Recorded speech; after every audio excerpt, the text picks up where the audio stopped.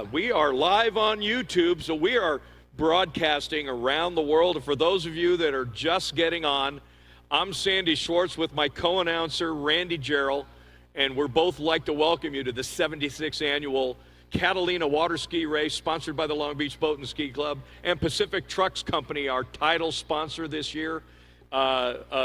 Beautiful day here in Long Beach, a little overcast. We're hoping for good water. A little bit later, we should get a live feed for you guys at the turnboat. So you're basically going to be able to see the same things we are. If you're in Australia, it is really early in the morning for you guys. If you're in Europe, well, it's probably 9 hours. You're having your afternoon cocktail. Or tea. Or tea. But welcome. We're glad you're here. 43 of the best are out here going to tackle the Pacific Ocean in the only ocean race in the world. So you're here at the right time. You're going to start seeing driver drop-off and boat parade happening, and we'll keep this program rolling. But again, welcome to Long Beach, everybody. Yeah, Sandy. Just waiting for a couple of boats at the Victory Dock that as soon as they can pull away, we could start the driver's license drop-off. Looks like they're starting to pull away now. So we could get this parade going. We got a full morning going this morning. We got the parade where we have the entries actually officially being tracked. Then after that, we shut them all down and get everybody to cut their engines, and we go into the memoriam of people we've lost over the year. Yeah, not a fun thing to do, but nope, you know, we have to honor all those that have done this before us. And like I said, ski racing, no matter where you are, if you're in Europe, Australia, the United States, it's one big family. Yeah, absolutely, and we honor family that we've had and made these great friendships, and they've passed on, and we want to give them the tribute that they deserve. Absolutely. And then we'll go into an invocation, and that's going to be given by another great traditional family here at the Catalina Ski Race, Mr. Andy Anderson. Oh, awesome! Following in his father's footsteps. Doc Anderson used to give the invocation every year. A wonderful man, a man that did so much for this race and for the Long Beach Boat and Ski Club, and he is missed every year. But his beautiful bride Bonnie's out there helping out, getting away from her. Thank you, love you. And we've got all the volunteers getting in place so we can get this going. And then we're going to have the national anthem sung a cappella. Yeah, by a member of the Long Beach Boat and Ski Club. So that's going to be fun. Absolutely. And then the words we'll all cherish and wait for is the command to have the gentlemen start their engines, and women, ladies and gentlemen, start their engines, and off to the start line they go. You know, looking at our screen, you know, Randy, you look really good. You look marvelous. You look marvelous. And Sandy Schwartz looks kind of like you. You just noticed that, didn't you? Yeah, but you know what? Oh no, they took it down. I'm sorry. You know, we're going to have some fun with this. All right, so there's that boat P6. He's going to start the boat parade. That boat has been doing this race over 50 years. Okay, P6, if you can make your way to the Victory Dock to start this off so we can get going. There we go. Let's get it. Let's get this show on the road. And there he goes. He heard you. So you've got boat P6 with B.J. Dahl, Gus the driver, Dave Ainsworth the observer, expert men. It's got it says The Legend. Well, that is a fitting name for that boat. Yes, The it is. Legend. These are both.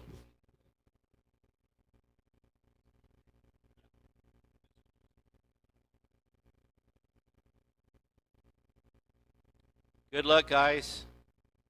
Should be a fun run.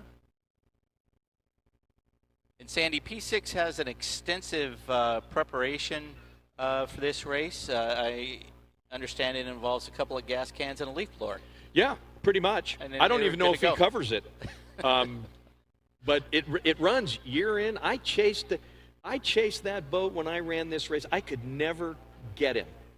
He pulled the infamous Ron Bone, and I'll tell you, every time I thought, you know what, I got him, they always used to flash number 2 to me. And oh, you're kidding me. But well, I'll tell you, nice shot here of everything. P6. We'll mention it, but this production crew has done really well with getting these guys up. So here we go. So boat 627, Tanner Haig, Marty Wells, the driver, Brady Hoggins, the observer, junior boys. Well, if that isn't a heck of a group, Marty Wells, he's no stranger to this race. Marty Wells, Brady Hoggins in the boat together. Boy, What could go wrong? Yeah, but how did Tanner land that stellar crew? And he's in the Nordic Training Beast. Yeah. It's got a Mercury 1350 racing engine with a number 6 drive. I'm very capable expecting good things out of Tanner. Yep. It's in the blood. Yes. It's in the bloodline, so yeah, should be good. Beautiful. Look at that now. They have got cameras and drones up everywhere. Look at all these different shots. Look at this hobo racing up in the corner in memory of Kenny Vaughn, helping to sponsor all this stuff. That's great. One of our sponsors was the title sponsor last year. Last year's title sponsor for the 75th annual, which was it was an amazing race, and I don't see this one to be any different, Randy. Absolutely not. No, we've got some real talent out there today that's going to be going to the island and back, and should make for some great racing.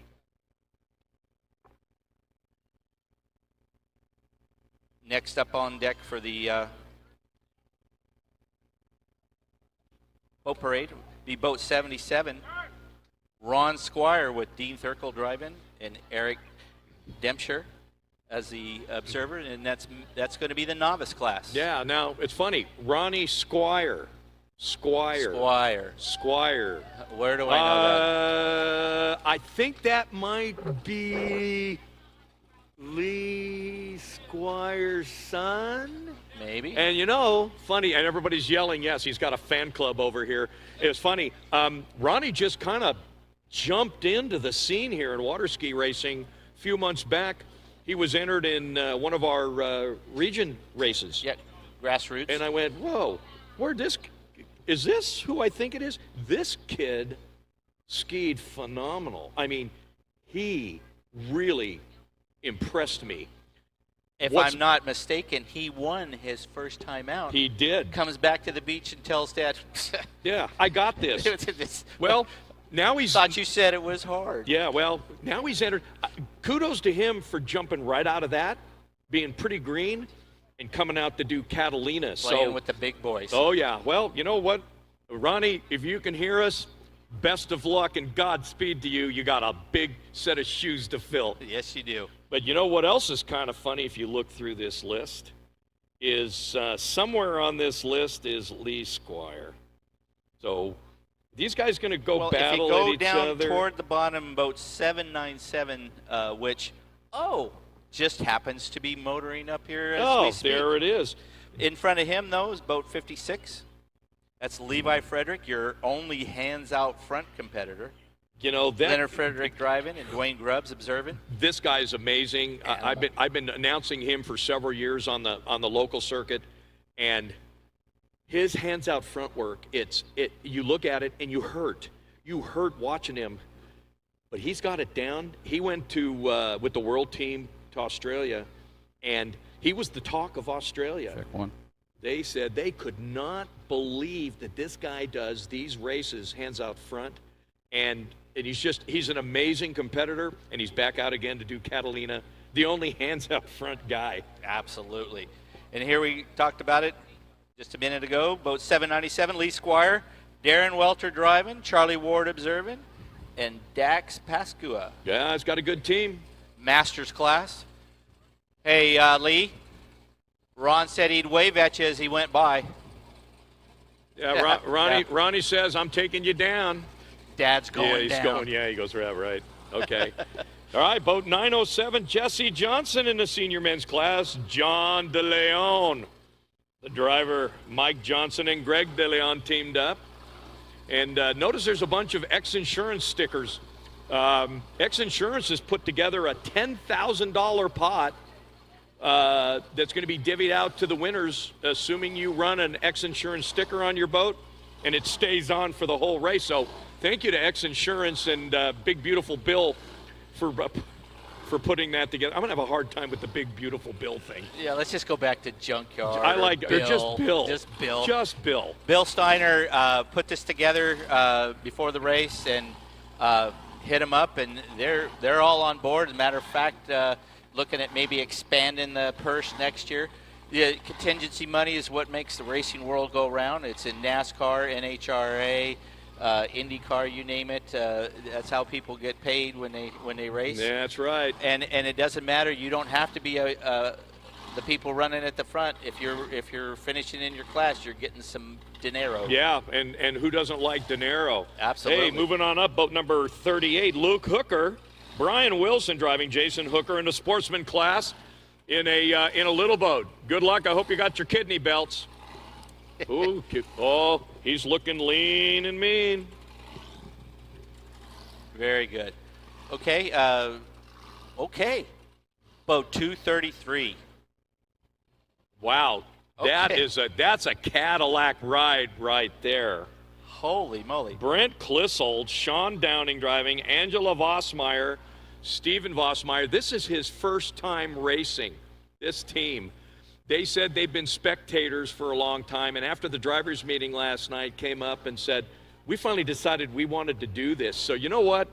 Hold my beer. Welcome. Yeah, hold my beer.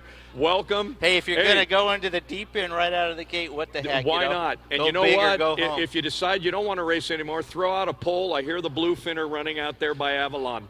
I see the rod sticking out there. Yeah. He's got that prepared. rod. You have a pair of twin 250s. That'll That'll give a done. nice That'll ride. Yeah. All right. Well, okay. we seem to be missing a boat number. Boat 711. Yeah, and the funny thing, the driver is Mike Hedges. All right, let's find Mike Hedges. Yeah, and we're going to have change to the number. find, and there might have been a last-minute change that nobody told us about. I hope he didn't get left Hey, off. good news, Mike. You're the title sponsor. Bad news is you've been DQ'd. You've been DQ'd before you even started. Okay, well, ouch. Well, there it is. So Emily Canning's running with Mike Hedges and Jimmy Spires, and fitting that it's the Pacific Truck Sales sponsoring that. So we'll see if we can get that taken care of in paperwork. And moving on up, boat 328, Andrew DeYager, the skier open day cruiser with Brett Leonard and Brian DeYager. It looks like a nice, beautiful little scarab.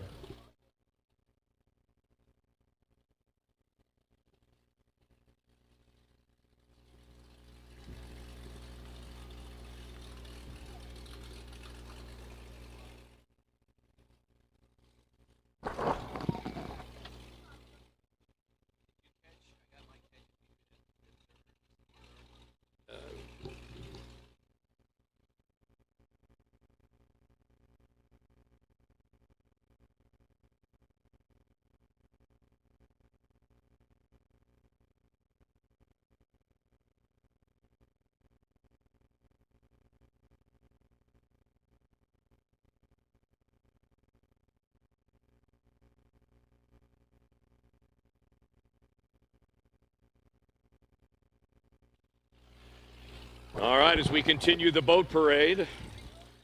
Boat 331. That's Parker Tovat. Cole Wansley driving. Steve Alls be observing. Formula 2 outboard. Nice. So it's starting to kind of get a little busy out here in the milling area. Boat 702 is the over and back team of Billy Mason and David Ellingson. Trevor Gard driving. Kenny Springs deciding to ride backwards. So over and back, one skier goes over to the island. They come around the turn. They go into a milling area. Skier takes his ski off. He runs. He swims as fast as he can with a fin behind him to get back in the boat. Once he's back in the boat, the guy that's coming back hops in the water, gets everything on, gets his ski rope, and off they go again. it's pandemonium, but what a great class. And they always have a bunch of guys doing it. Organized chaos. And hey, that makes it really interesting for over and back when you get the skiers changing there with a 18-foot great white shark nearby. Yeah, that'll make you swim back fast. Boat 591 is approaching. That's Rick Salerno, Corey Ferguson, and Anthony Salerno crew. Corey's going out without a capsule, so we'll see how that goes. Yeah, no kidding. He's probably happy about that.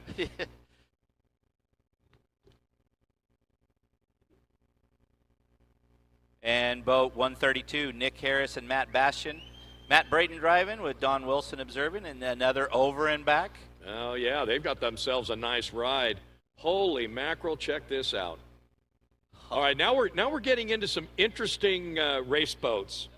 969, Calder McWhinney, Sean McWhinney, Trent McWhinney in the novice class. Is there room for a fifth outboard on that? Suddenly, boat 191 and 11 don't seem that big like anymore. The biggest kid on the block. Wow, look at that. I don't know who's going to get the better ride, the skier on the rope or the guys inside. Nice. Have you started the blender yet this morning, guys? I got a big thumbs up with the blender. Yeah, okay. Wow. Is that a Lowrance on top? It sure looks that way. He's not spinning it, but look at the screens on that. Jiminy Christmas. Wow, I wonder what the wake's going to look like. We might have to interview that skier. All right, well, moving on. Boat 217, Austin DeJager in the novice class. Jeff McGinn driving, and Brady Leonard, the observer. And this novice and the X-Insurance, hopefully everybody, you're seeing all this on your screen. You're going to get to see who's behind what boat and who you've got inside taking care of the driving duties. Coming up, boat number 100 in the Masters class, Mr. Jim Johnson, Brad Barris driving, and Tim Dubois.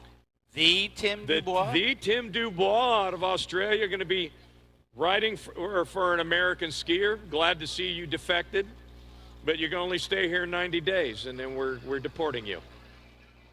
All right, good-looking bunch there.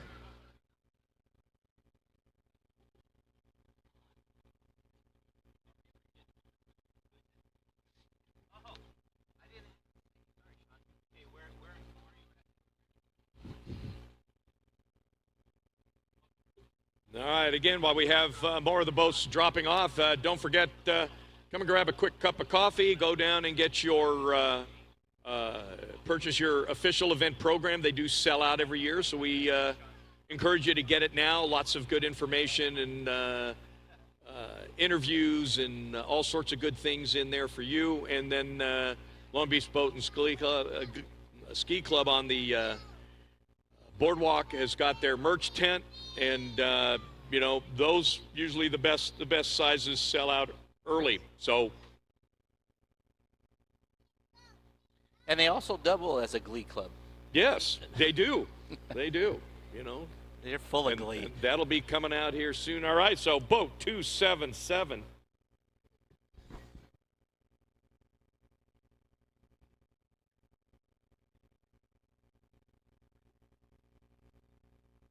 Okay, so that is 277X, and that looks like Sophia Rivera, Carl Johnson, and Ted Hoffman. Sophia's, she's picked up the win here. She's a Catalina Ski Race winner in Women's Open.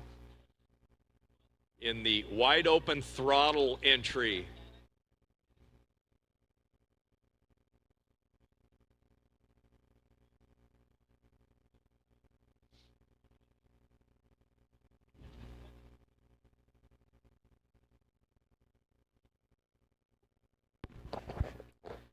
Okay, a little lull, but we got another competitor coming. That's boat number 1, Lachlan Nix. Mike Ducey doing the driving. Keegan Hutchins is the observer. Formula One. Beautiful boat. That is a high-tech bad boy. That is one nice. Running the X-Insurance. I'll tell you, Lachlan Nix from Australia, he's a heck of a skier, but Yeah, He's going to be I heard looking it- for a record, I think, in this Yeah, class. well, depending on if what the the water gives him. Well, and if you want, while we're waiting for the next boat, let's talk about the record at Catalina. So it hasn't been touched since 2015. Yep, it's a 10-year standing Yeah, record. yeah, And 45 it's minutes down and there. some change. Yeah. And you know what? We always knew that one was going to be hard to get, but it's not unobtainium. So no. we will see. We always talk about who's going to be first to the island and are they on a record pace. Well, only time will tell. As boat 99, racing Normanen, pulls up to the victory dock. Dan Normanen driving. Trevor Cooper is the observer. Open day cruiser, i.e. the family boat. That's right. Yeah, man, it's got that terrible Herbst red color to it. Just looks fast. All right, well, more. Yeah. Oh, yeah, here we come. They're all coming up around the corner.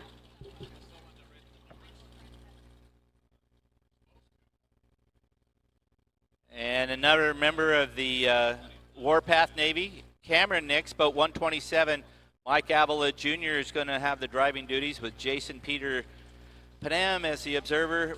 Formula 2 outboard, and look for them to make a nice solid run, as Mr. Nix is a very accomplished skier and has won this race overall. So Yep. should be a good run.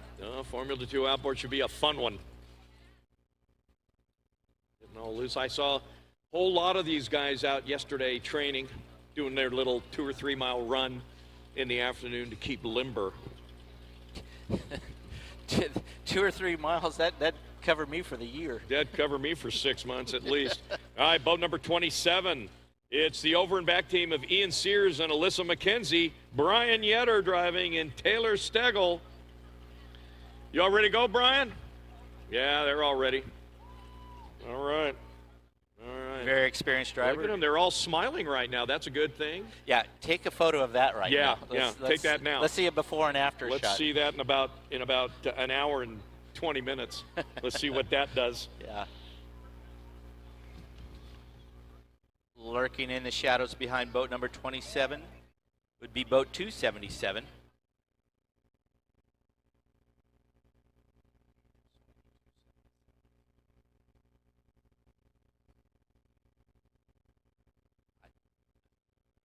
I don't know.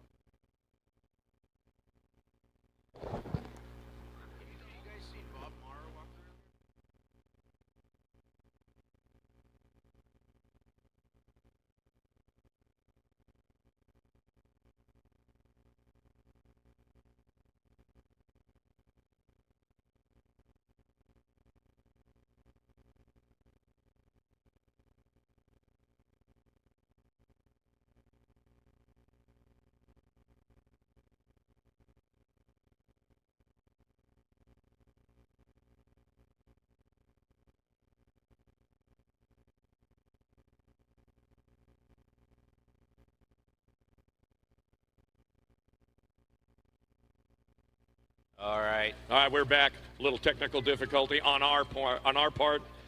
All right, boat 179. Ooh, it's an over and back team of Carter Vestermark and Caden Vestermark. Kyle Vestermark. How many Vestermarks can you put on that boat, Kyle? They Joe needed a bigger boat to get all the name on there. Well, a 38 Fountain. I think you're going to have a good time. Hope they can jump up on that Great swim looking step. Die trying. Yeah, there you go. Okay. Die trying too. I guess they didn't get it right the first time. Yeah, they're still alive. Yeah. Yikes. Hey, how would you like to be the skier and that's what you're looking at all the way over No. and back? No. And the guy driving is the one who put that on there for you. Exactly. It'll make you think. Yeah. It will make you think. Yeah. Do they have my back? I hope so. But, man, I'll tell you, really some great shots. Shot of the victory dock there by Absolute Speed and Marine out of Lake Havasu City. And Machon Sign Company. Thank you very much. Oh, look at this. B6. The Pennzoil boat, a fixture at this race for quite a few years. Mr. Gage Goldsmith with Dave Rankin driving. Brad Liberator is doing the observing, and Carl Goldsmith keeping them all honest. Boy, I'll tell you, Carl is navigator. Carl's done this race several times and finished up in the money. Hey, Carl, looking good. Yep. He knows what it's like to stand on the victory dock. Yes, he does. Paul Pfaff Racing Engines. There's a name. There's a name. Yep. Those are some nasty sounding motors in a good way. I can't find it.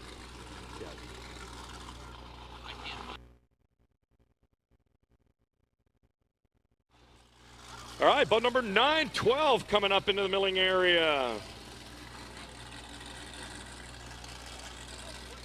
And that's our old friend Cameron King. Formula 2 outboard. Kyle Lancon, his dad Mike King, Formula riding 2 backwards outboard. for him. You know, I was talking to Cameron last night. Cameron's going to race this race, and then he's got to hop on a plane. He says, I gotta do the race. I got to get out of here and hop on a plane to go somewhere. But he goes, I'm a little pressed for time, but I made time to do the race. So Cameron, no stranger, World Team member many times, and doing the Catalina Ski Race. Maybe he's got Randy Davis got his Falcon on standby for Cameron. That would be nice. That would be nice. I don't think so, but I'm kind of doubting that one. Hey, all right. Boat number 37, Cody Kirkland, intermediate man with Reed Cupfer and Cameron McKenzie. All right, we're looking for good things, Cody. Cody out of England. Hey, Cody. If Would you at least wave at your dad when you ski by him? He's going yeah, not happening. He goes, Dad's got the rental car. Yeah. He goes, I don't want to be stranded. Dad's got the key to the room. That's right. All right, and in the sportsman class, boat number 623, Nick Shore, Jeff Thralls, and Kyle Shore. Looking good, guys. Looking good. Man, the boats just look smaller and smaller. Got the big extension. Slow down a little bit where our visual behind me, we're just Oh, okay. Well, yes, we'll we will definitely work that way.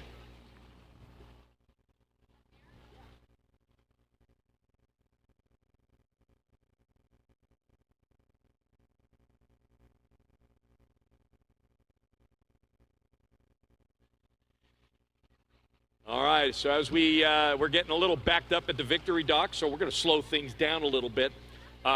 Weather is staying overcast, really great visibility.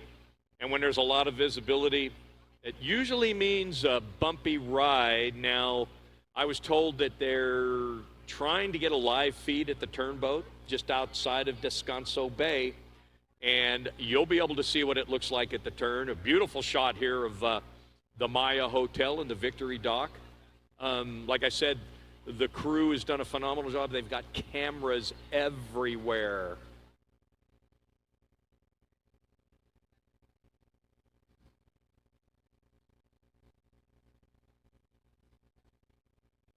So, coming into the screen, boat number 23, Amy Threlfall. Tim Werfel, Mark Wagner, and Gavin Werfel, your women's open. Amy, a world team member, is making the trek to Belgium. Yes, she is. This year to represent the United States of America. We love that. Second time as a team member in Belgium. She was there in 2009. I got to observe for her with Stevie Davis. And, Amy's a great skier, very consistent skier. She's on the back there stretching. Good luck to you, Amy. We're over here the other side. Yeah, there you go. Like a great white or a great orange lurking in the shadows. Here comes your defending champion. Cue the Jaws music.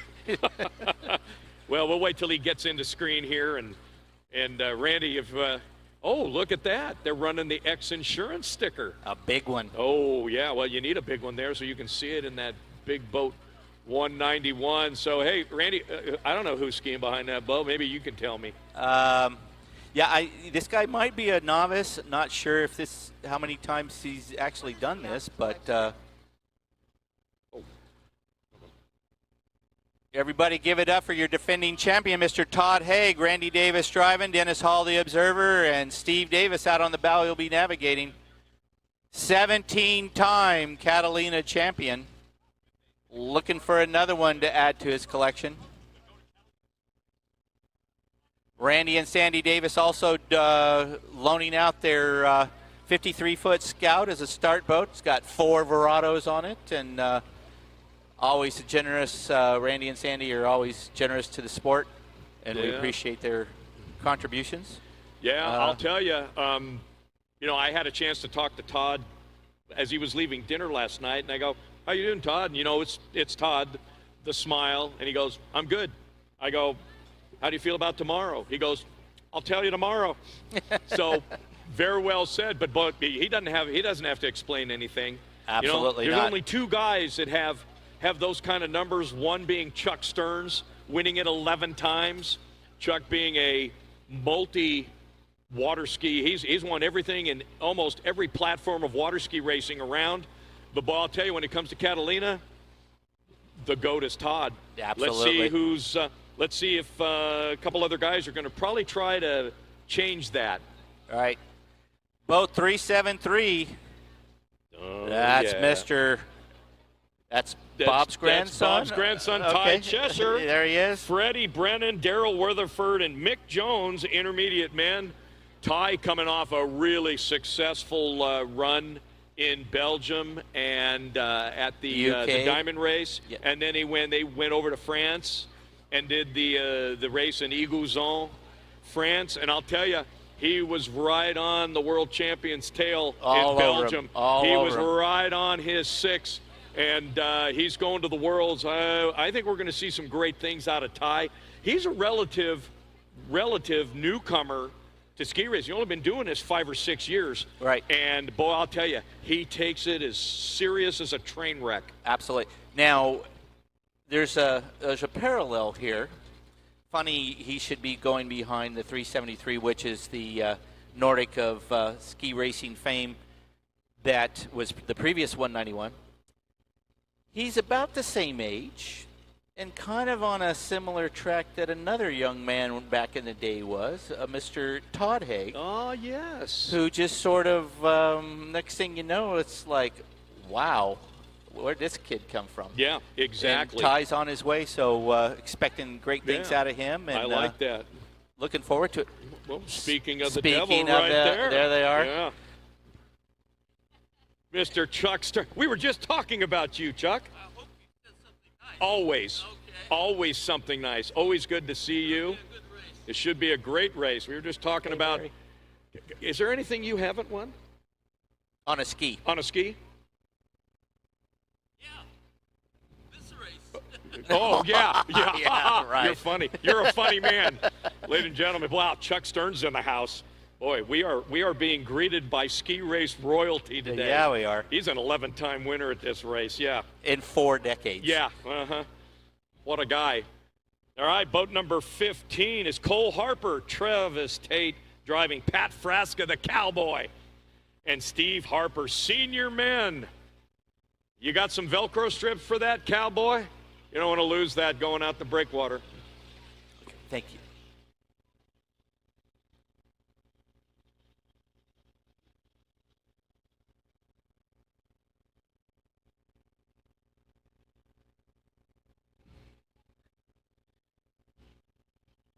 Well, we're getting the few last stragglers coming through.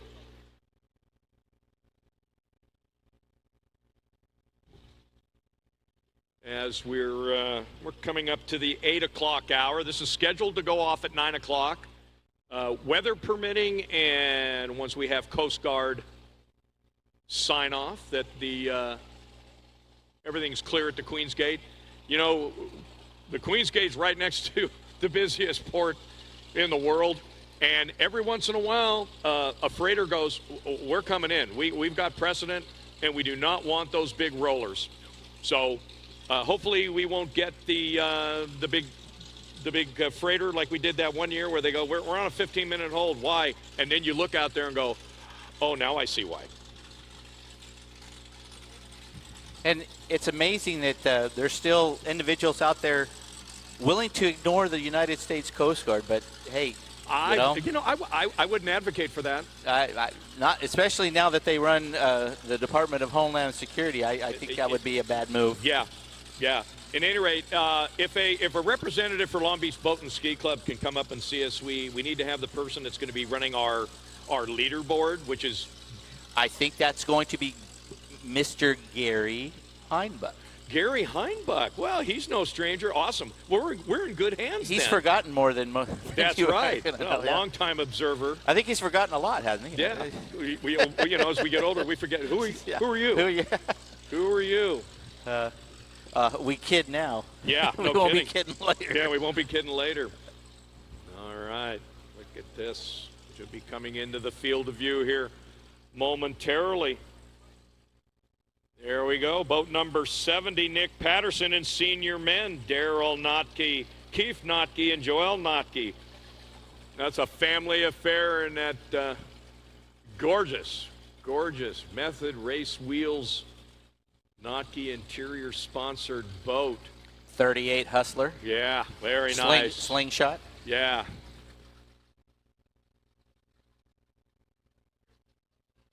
Well, we're just right on time here. I'm pleasantly surprised. I hope all you people around the world are getting this live feed to you, and I hope everybody is doing well. You're at the 76th annual Catalina Water Ski Race here in beautiful Long Beach. All right, back up on camera, Sandy Schwartz with Randy Gerald. He's taking care of a few duties. They got us a little swapped. Randy's Sandy and Sandy's Randy, but you know who we are. We don't need that. Still looking. They're supposed to tell us about if they're going to be able to get that feed at the turnboat, and it would be nice to have.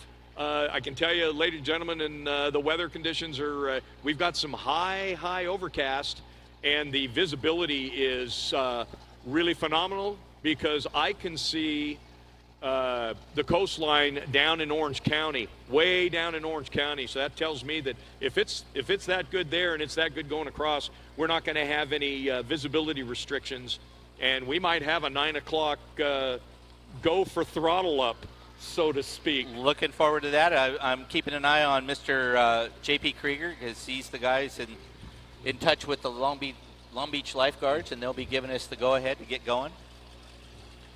Awesome. So, yeah, 138, Samuel McKenzie, Carl Brunts. You guys, we do have the live cam in Catalina, if you want to mention that, and we do have our live beauty cam in Catalina. Okay. Well, you heard that. Our production about team is saying, they are confirming that there is a live feed out of Descanso. So you know what? Let's get past a few more of these boats, and then maybe everybody in the world wants to see what it looks like at the turn. So boat number 10, Julia Williams, intermediate woman, Ross Kennedy, Scott Williams, and Perry Thomas. And our screen sponsored by Extreme Water Sports Racing. Coming into screen, boat number 17, Brent Griffin, no stranger in the Masters. Brent, you're looking pretty svelte here today. That beautiful Donzi. You got Hector Carrion driving, Fleming Pedersen, the observer. All right, you're in good hands. Michael Nunez, the navigator. Mike, you know where you're going? Yeah, he goes, yeah, we've done this once or twice. That's your Masters.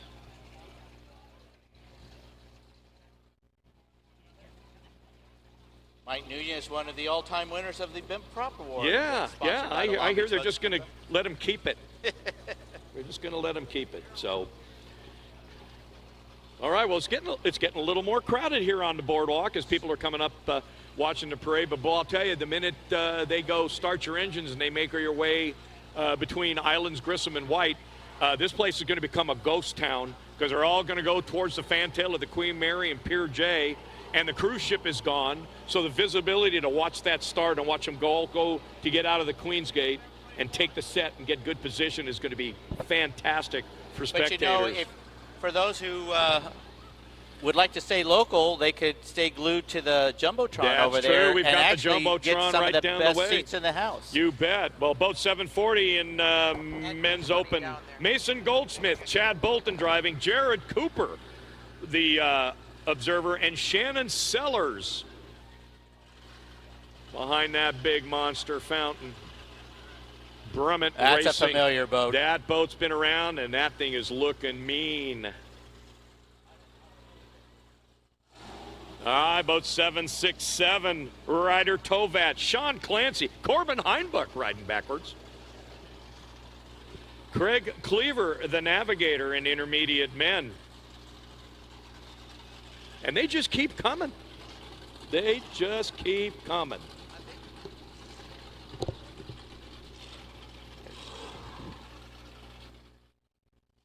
There is no way you have a kid.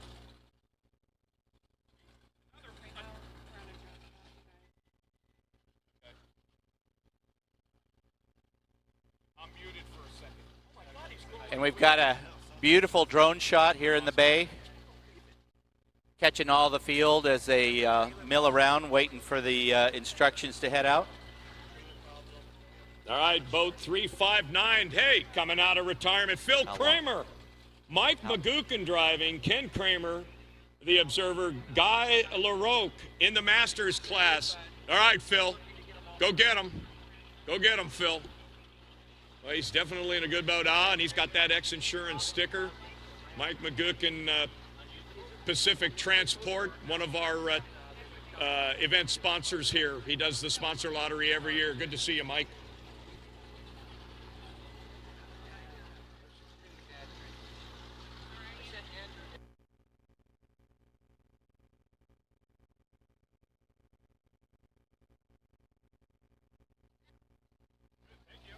Thanks. I hope so. All right.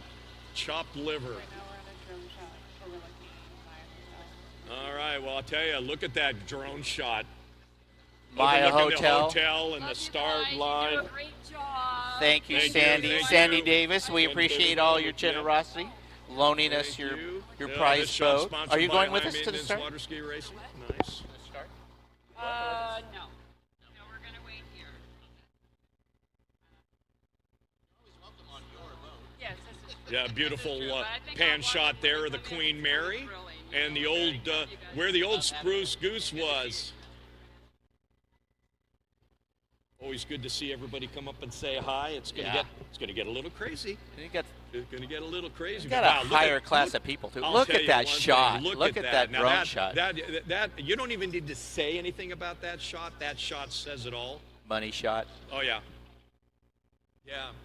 You know, getting it done since 1991. Performance Transport out of Bloomington. That's Mike Magookin. He's the driver in this race. He's also a sponsor, and we like to thank Charmin Property Management for Right there. some of these look at these shots. And of course, you know, Seal Methods Incorporated out of Santa Fe Springs. Long family Yeah. tradition in that company. Okay.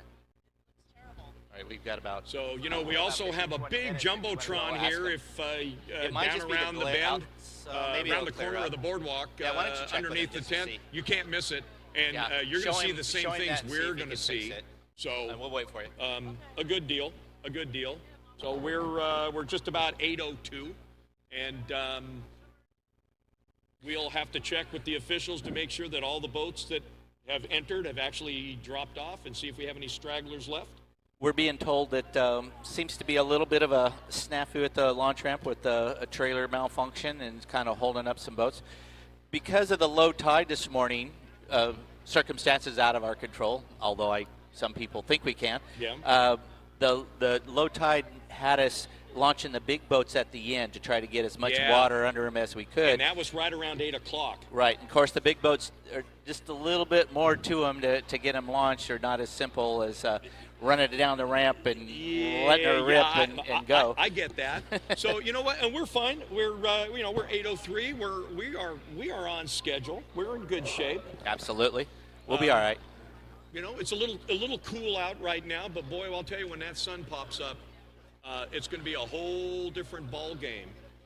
Yeah, man, So- it's just getting clearer and clearer as we look out there, which tells me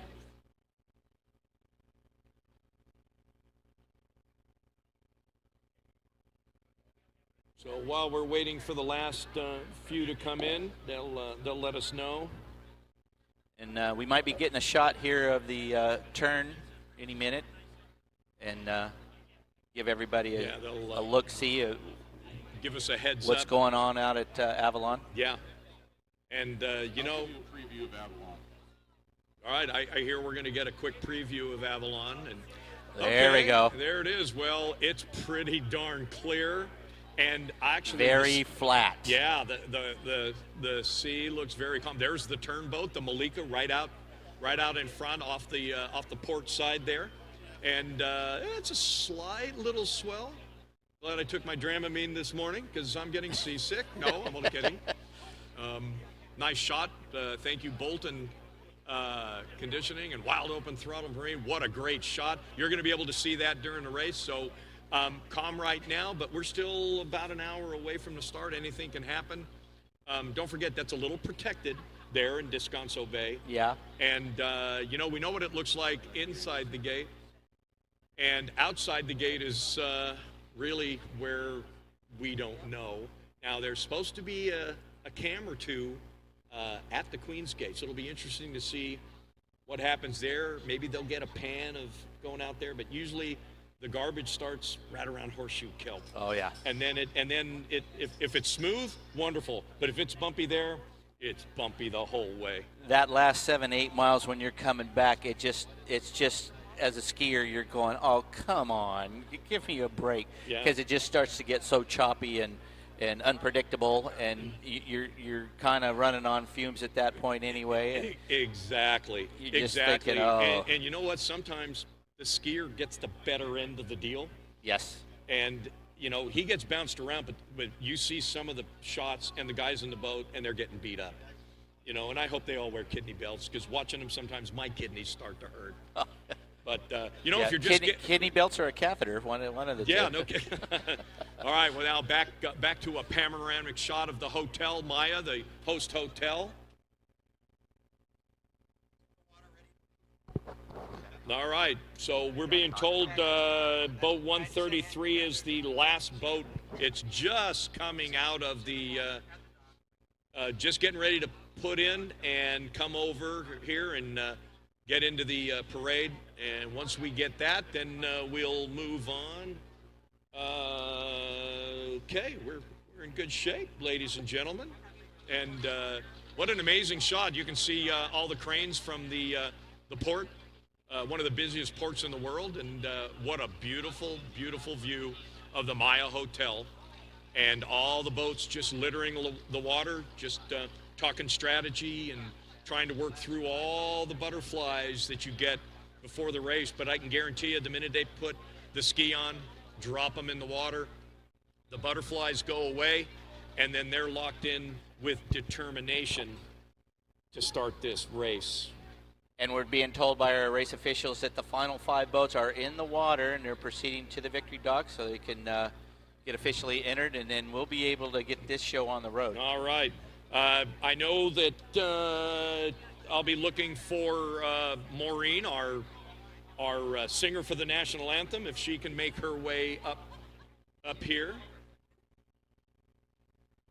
All right, coming into field of view, boat number 11, Wayne Moore, Mike Avila driving, Joe Brain, the observer, Kevin Wynn, navigator, men's open.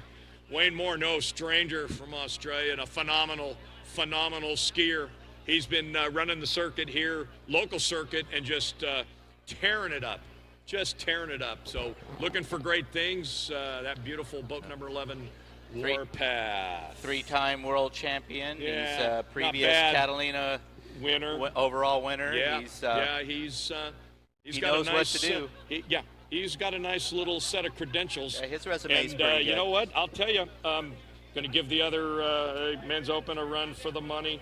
Mason Goldsmith, Todd Haig, everybody's got their work cut out for them.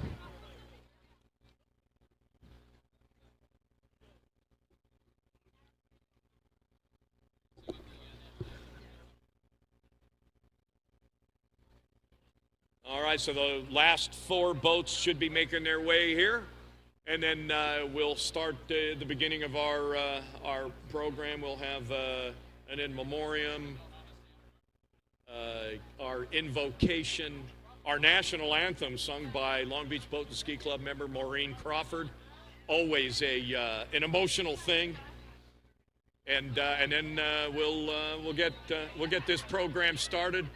The gentlemen, start your engines, or ladies, or everyone start your engines. We want to be politically correct on this. And then they'll make their way out to the milling area. It's going to go kind of wild. It'll be wild out there, but it'll get awfully quiet here. But I will be able to speak with Randy Gerald on the start boat live, and it should be fun.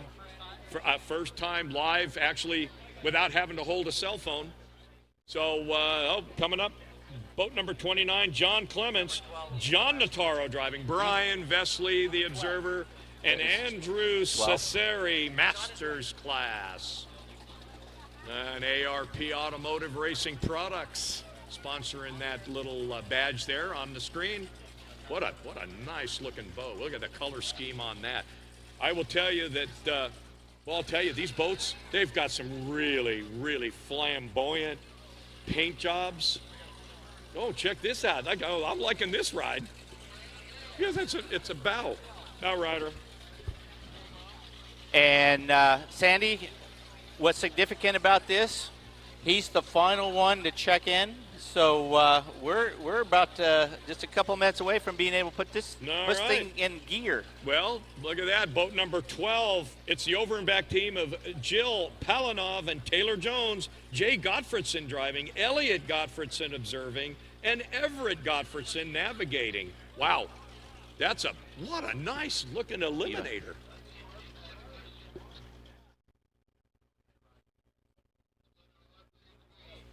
We got a couple more coming around the bend. I got a couple coming around the bend as the rest of everybody's going to finish off dropping off their credentials. So we make sure when you come back, you pick up your credential and we know that you finished the race. So Peggy, Bonnie, are we good? Do we got everybody? One more? Oh, here we go, 625. Yeah. Oh, and that must be is that the start boat? That'd be the 53 Scout we call the start boat. Holy moly. That is the SS Prime Time. Yeah, what a nice rig. Thank you, Randy and Sandy Davis, for the loaning of the start boat today. I don't want to pay for those outboard bills. Yeah. All right. Just in case, Sandy Davis, if you're listening, the U.S. Navy just called. They want to borrow some more for their fleet. Yeah. All right, coming up to drop off, boat 625, an open day cruiser, Jason Davison. Yeah, Jason. Todd Kelm driving, Scott Van Sickle. That's the one I said we were keen. Jason Davison went to the Worlds year before last, and he's back out here. Fine young man there. Good luck. We told him to come. And what are they doing?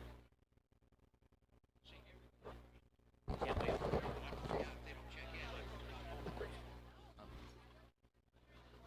All right, we're gonna check with our people. Nice shot of Victory Dock there. Thank you, High Maintenance Water Ski Racing. Moving away.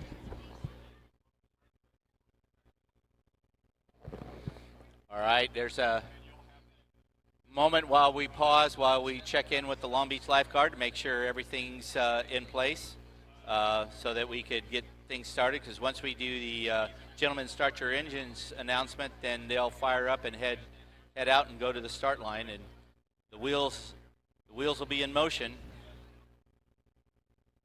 Still got one or two left. I think we're good with the check-in. All right.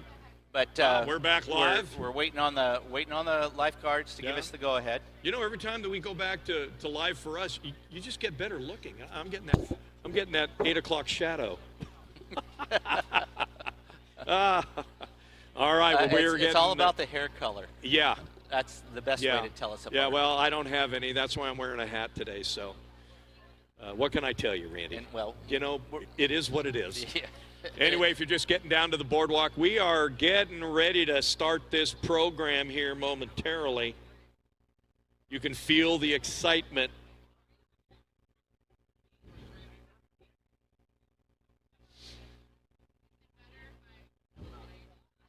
Waiting on our officials at the Victory Dock to tell us we're all good. They're double checking. No, we still got, looks like we still might have one.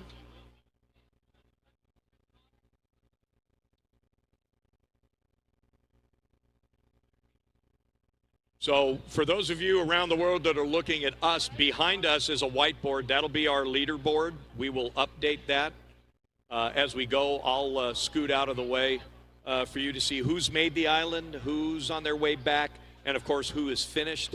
Hopefully we don't have any DNSs, did not start or do not finishes this year, that we send them all out and we bring them all back home.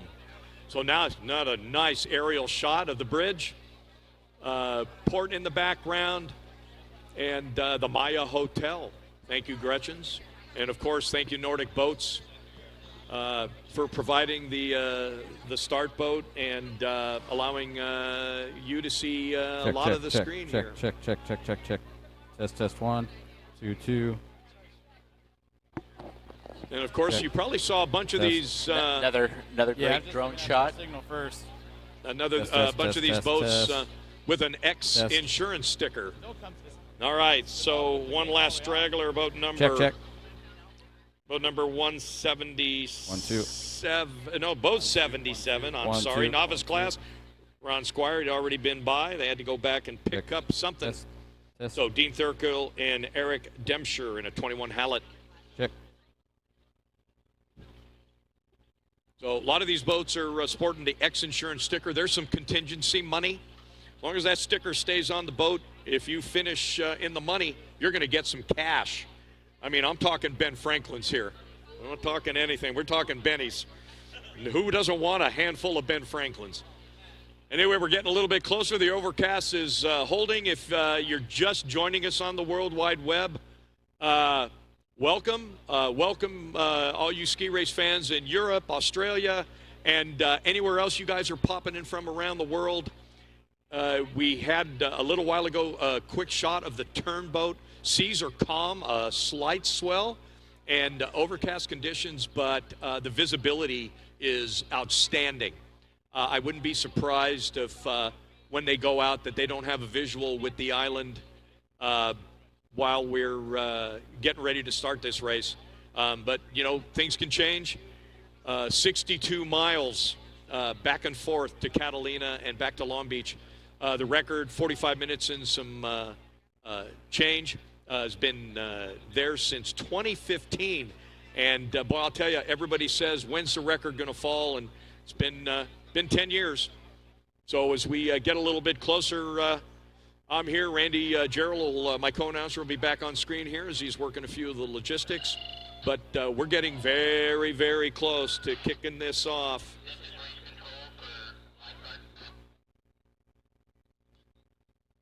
If you haven't purchased an event program, be a great time to get one right now. They're all over the place. Grab it while you have a chance.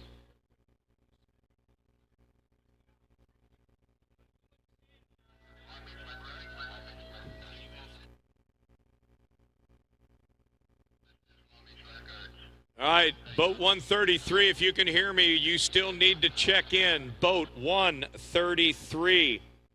Barry Gibson, Darren Kirkland. I saw him come by. I announced him. Boat 133, if you can hear my voice. You need to go back to the Victory Dock, please.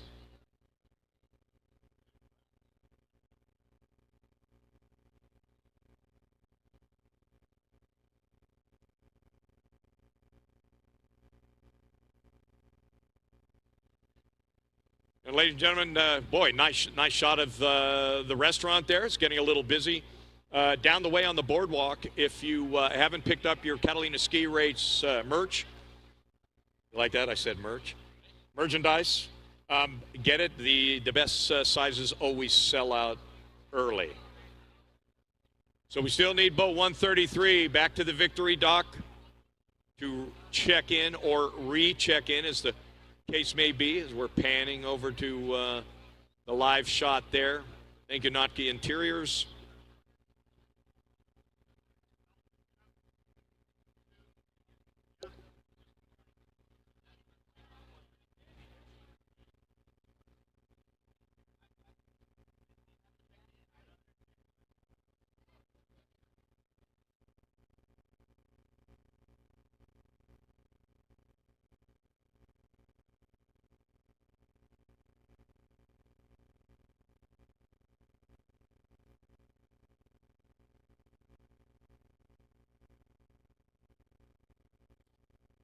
All right. All right, Sandy, All right, we we're back? being told by the lifeguards that we are good to go, so we're about to get this thing underway. All right. Everybody watch your ears. If we could wave the red flag out on the Victory Dock, please. On Victory Dock, wave the red flag as we're going to get this program up. started.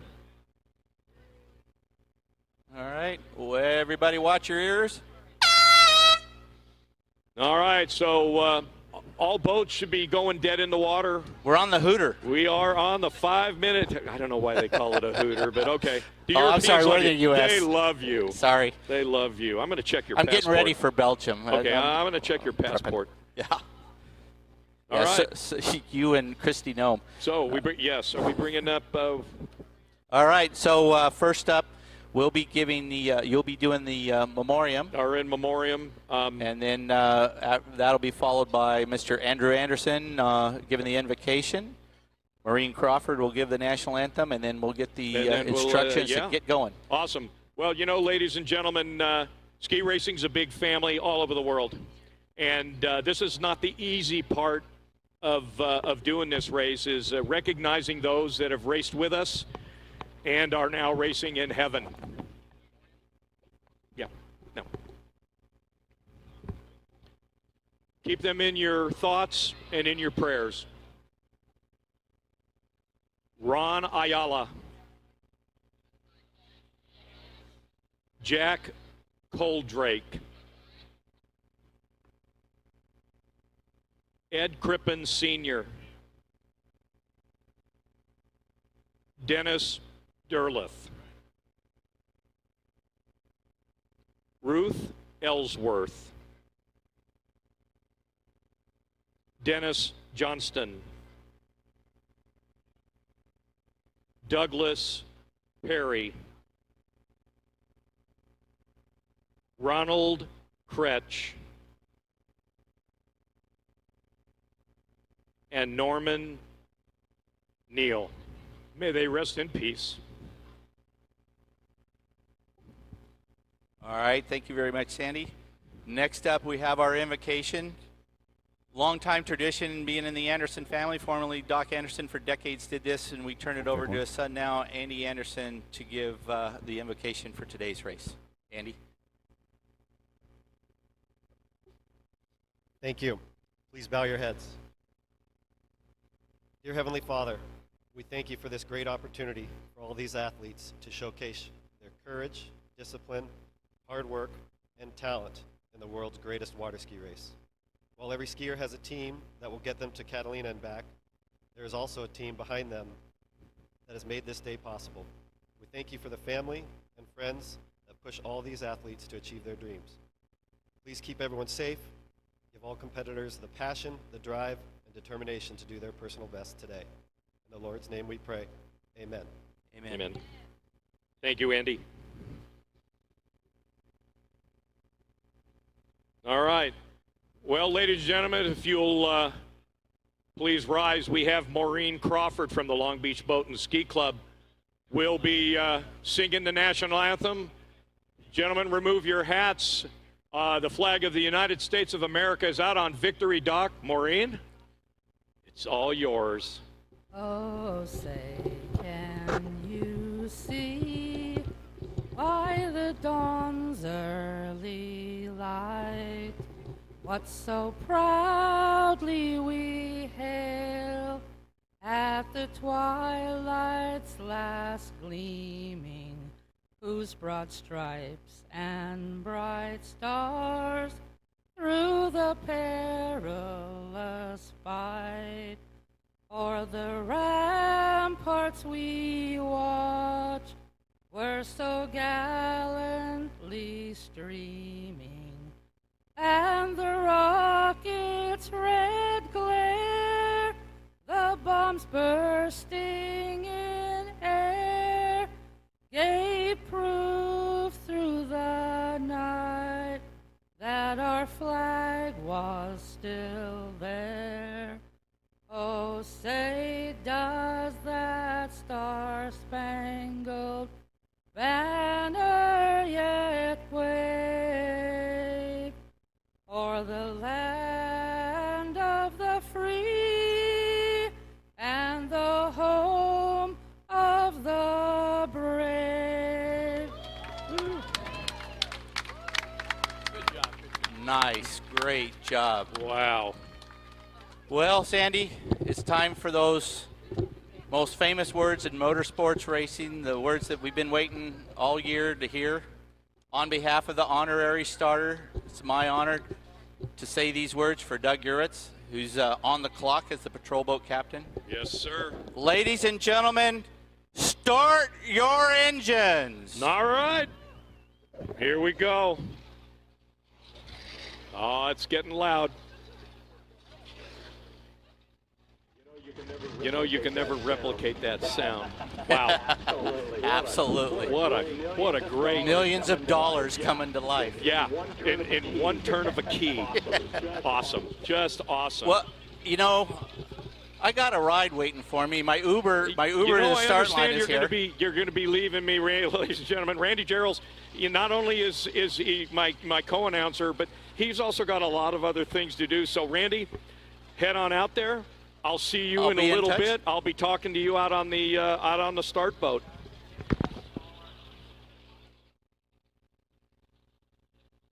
Yep.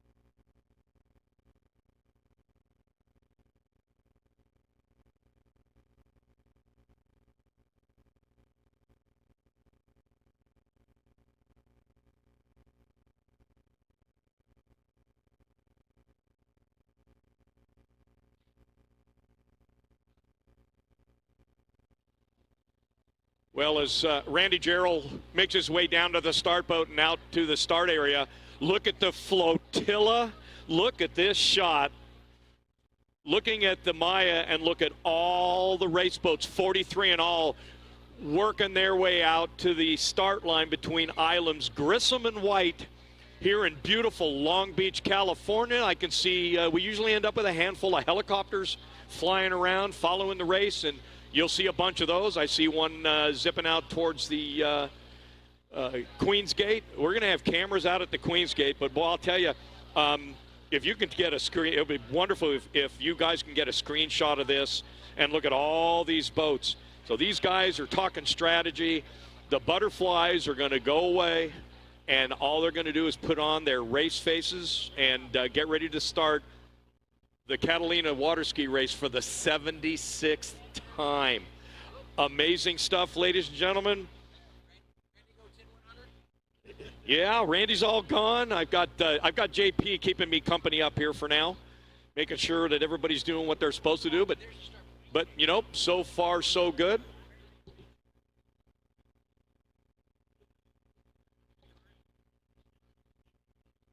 But yeah, look at what a great shot. If over there at the Jumbotron over there a little bit, you should be seeing the exact same thing on the Jumbotron, ladies and gentlemen.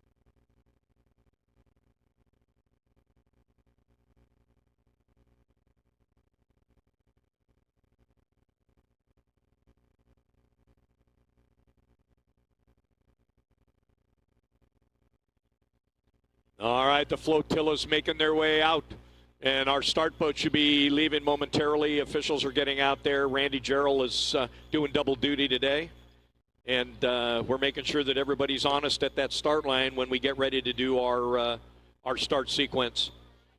And as a spectator, if you're staying on the boardwalk, you're going to be looking for several flares going up in the sky, and that'll signify the start of the race. Behind me is a blank board. That's not going to stay blank for very long as we get ready to start this race at approximately 9 o'clock.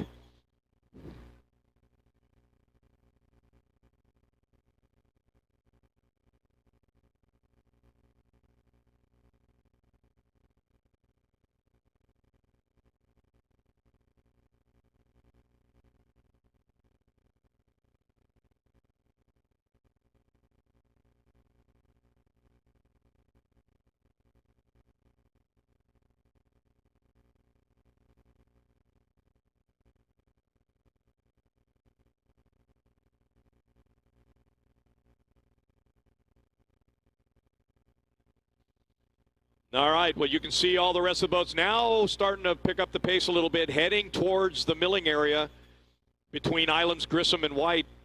Grissom is the closer island. White is out there in the middle of the field. You'll actually see Grissom on screen up in the upper right-hand corner. Thank you, Sunset Plains, for showing that picture. But look at that. Amazing, amazing stuff this year. It really puts you right in the middle of the race. We'll be asking for maybe to do a cutaway in a little bit and get an update on how it looks at Avalon at the turnboat. The Malika is our turn vessel out there. You'll look for the big balloons. You can't miss it. Just outside of Descanso Bay in beautiful Catalina.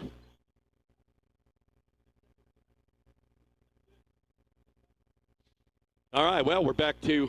It's going to be pretty quiet here at the announcer stand for the moment. But like I said, if you have not picked up an event program, here it is right here. Go get yourself one. You can buy one here on the boardwalk. Probably pick it up where you can pick up your merchandise. Everybody wants that Catalina Ski Race t-shirt. So don't hesitate to go pick one up. Randy Gerald, my co-announcer, is just starting to pull away from Victory Dock. Hey, there's my... Without that guy right behind me there, you don't get to hear us. So a big thank you to everybody here, the production crew, and allowing this to happen. This is very cool. A big shout out to Jacob, but you know what? A huge shout out to the Long Beach Boat and Ski Club for year after year putting together a stellar event. Temperature's cool, maybe 68 degrees. And passing right in front of me, there's your start boat. They're going to have to go in to get the deeper water as they're drafting the prime time. So they'll be making their way out to the start line here momentarily. I'm going to go dead mic for a moment, ladies and gentlemen. Let you take a good look, and I'll be right back to you. I'm Sandy Schwartz, the Sandman, and you're at the 76th Annual Long Beach to Catalina Water Ski Race. I'll be right back.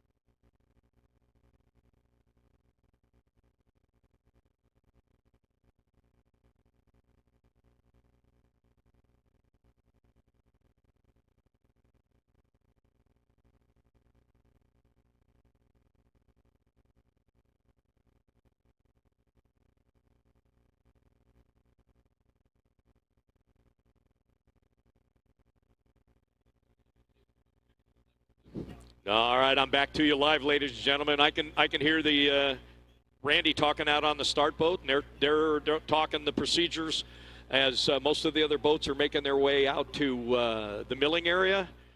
Good stuff. And then later this afternoon, after everybody's back in, we're going to crown a bunch of winners at the trophy presentation. And last year, if you weren't around for the 75th annual water ski race, the Long Beach Boat and Ski Club started a Hall of Fame.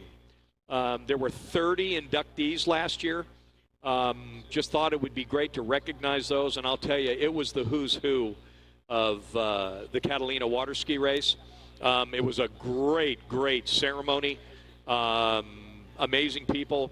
This year, there'll be 5 inductees to the Catalina Ski Race Hall of Fame. So after the festivities today, you need to come into the trophy presentation. And then we've got some great entertainment. Zach Armstrong is going to be playing music live. And we're going to have our fire starter who twirls around amazing stuff. It doesn't end after the race. It just continues. It's a big party all weekend here in Long Beach. So, the leaderboard behind me, we'll start filling that up here. And we should be about 25 minutes from the start, assuming everything's good. And, boy, okay, now I can see what I look like on the internet. So it looks okay. We're looking pretty good. So I hope everybody, I know in Australia it's the wee hours of the morning. Europe, it's what, 9, 12, it's like 6 p.m. In Europe. So hopefully you guys are, having yourself a nice libation and going to stick with us through the duration as we watch this race. I'll see if I can get our production team to maybe get a live shot from the turnboat again. And maybe we can get a shot at the Queen's Gate to show you the Queen's Gate. But I'll let you know when they let me know. You'll see it on the screen. There we are. Look at that. Now there's another live shot. And there's the casino. And the seas look pretty nice. And I can see a little bit of sun popping out there. That little round cylindrical thing. That is called the casino in Avalon, Catalina. And, it's a little bobby, but not too bad. So looks like maybe a 1 to 2 foot swell running through there. So that's definitely desirable. But it's already clearing. I can see some blue sky. Looked at maybe this is going to be a bumpy race. So, time will tell. But what a great shot. Thank you, Trinity European. Wilson Motorsports up there for popping this shot. Beautiful. There you go. We've got a big split screen. So literally in the upper right-hand screen, ladies and gentlemen, that's the start boat. We've got a live camera embedded on the start boat, and you're following them live right out to the start line. On your right side is, of course, Victory Dock. And then you've got this great panoramic view from, I believe, what's the Hilton Hotel in Long Beach, and you're going to get to see the start. You can see the kind of see the Queen's Gate in the distance, and you got a couple of freighters out there, so you've got a great vantage here, ladies and gentlemen, to watch the start, watch them go around the turn, and make their way all the way back here to Long Beach. Pretty amazing stuff. So, we talk about it. Will a record fall? It's a tough feat to do. 45 minutes and some change is a tough one. Jake Teggart holds that honor, and he's held it since 2015. So we will see. Men's Open. We can talk about that a little bit. Who's going to be the big Men's Open guy today? Is it going to be Mason Goldsmith? Is Wayne Moore going to click off another win? Or Todd Haig get his 18th? You know what? Your guess is as good as mine. We'll see what happens as the race unfolds. We should be about 21 minutes away, ladies and gentlemen. So if you're staying on the boardwalk, great. Fuego's open behind me, the restaurant. Have at it. And there you go. Okay, so what you're looking at now is an aerial map, and you'll see that there are GPS trackers on all these boats. So you're going to be able to see these boats when they go to that in real time. There's a little bit of a lag, and it's being done off a cell service. So if there's spotty areas, it's kind of like if you ever look at the thing called flight aware, you'll see where they're tracking an aircraft and then they don't track it for a minute and then they get the signal back. So boats are moving. They're all kind of, you can see they're all setting up. You can see the imaginary start, and they're all just kind of sitting in the back. You see islands, Grissom and White in the forefront there. And everybody's labeled, so you're going to be able to follow along. And when they start, you'll see where they're at on the race course at any given time. We'll be able to tell you, or you're going to be able to see it when we do it. If they're side-by-side racing, are they going for overalls? Are they racing another guy in their same class? You're going to see a lot of information. You know what? Yes, Randy, I can hear you. I'm live. Can you hear me?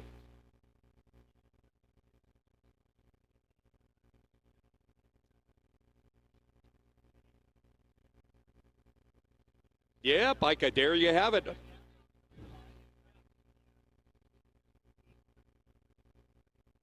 Yeah, Randy, I'm seeing the cameraman there is along the port side, and you sound like you're sitting right next to me. I don't know, you were probably busy. They just showed another picture of Descanso Bay, and it's maybe 2 foot swell, still pretty nice, but the sun's starting to come out. So, oh, there we go. Look at that. Look what's going through the Queen's Gate. Now, I don't know if you can see that, Randy. You probably can't. There's a big old freighter. There you go. We talked about those freighters. It's the Alaskan Navigator, but I don't see him entered, and I don't see an observer there. So I guess they're going to get him out of the way. He's got a pilot boat with him, and he should be out of your way well before we start the race. But he's just coming out of the Queen's Gate now. Look at that off the drone. Holy moly, you people are getting a shot that most people don't see. Obviously, I got a feeling it's probably carrying some sort of fuel, hence the big no smoking sign. But anyway, great shots here, courtesy of the Long Beach Boat and Ski Club, a great production crew, and these guys are doing a great job. So, Randy, yeah, great talking to you. Report back to me.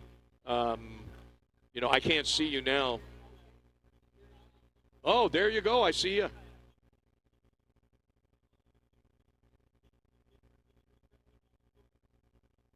Oh.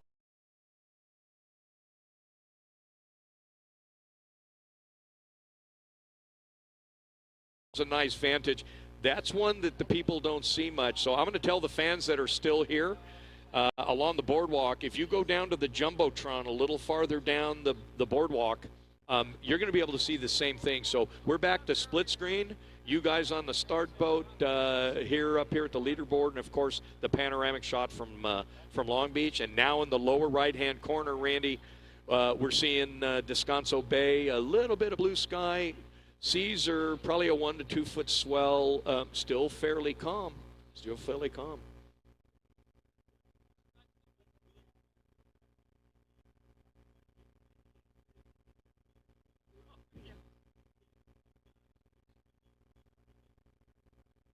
Okay. Inside the breakwater, so it's not going to be smooth sailing by any means. Yeah, we were used to sailing that.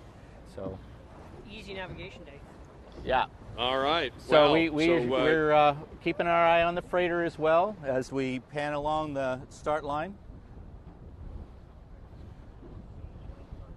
Awesome. Well, Randy, we just had you pipe through the PA system when you were announcing that, so pretty cool stuff. So I'm gonna step away from the mic for a second.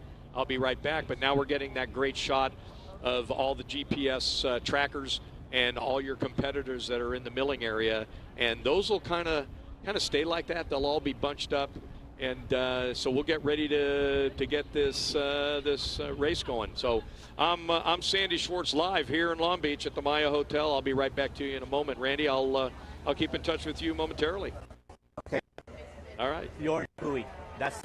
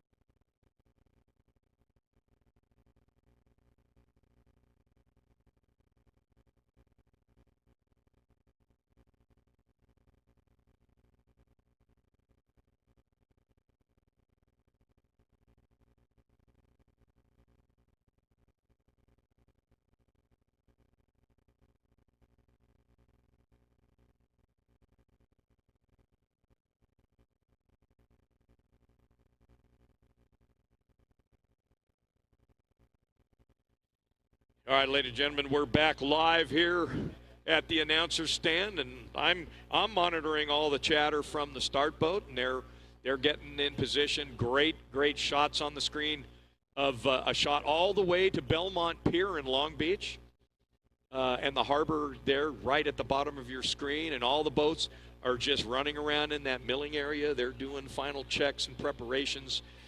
You know, skiers are getting all hydrated up. They're talking strategies. And, boy, I'll tell you, whatever the butterflies are, they're going away here real quick, as we are approximately 15 minutes away from the start of this race.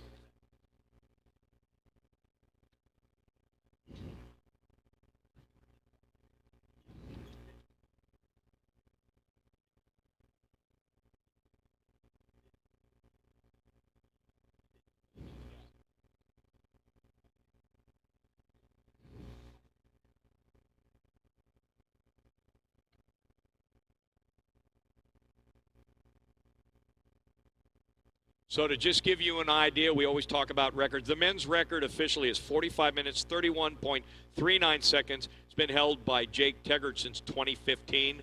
Women's Open hasn't been touched since 2009. Kim Lumley holds that record, 54 minutes, 32.46 seconds. And I'll tell you, there's a lot of these that there hasn't been a record, except for last year. Wayne Moore in Formula 2 outboard set a record in Formula 2 outboard of 55, 52, 43. Wayne Moore in a small boat. So that's just a few. We'll see if records fall this year. So again, welcoming all of you latecomers to the live feed. Those of you down under in Australia, and those of you in Europe that are watching, welcome. Glad to have you here for the 76th annual Catalina Water Ski Race. If you're watching on the screen, you'll see that they're showing the boats as they're kind of milling around. Everybody's got GPS trackers on them, and we'll be able to follow them in real time as they make their way down out the Queen's Gate and out to Catalina. There's another great shot of the milling area with the Belmont Pier in the background, and the Long Beach Shoreline Marina at the bottom of the screen.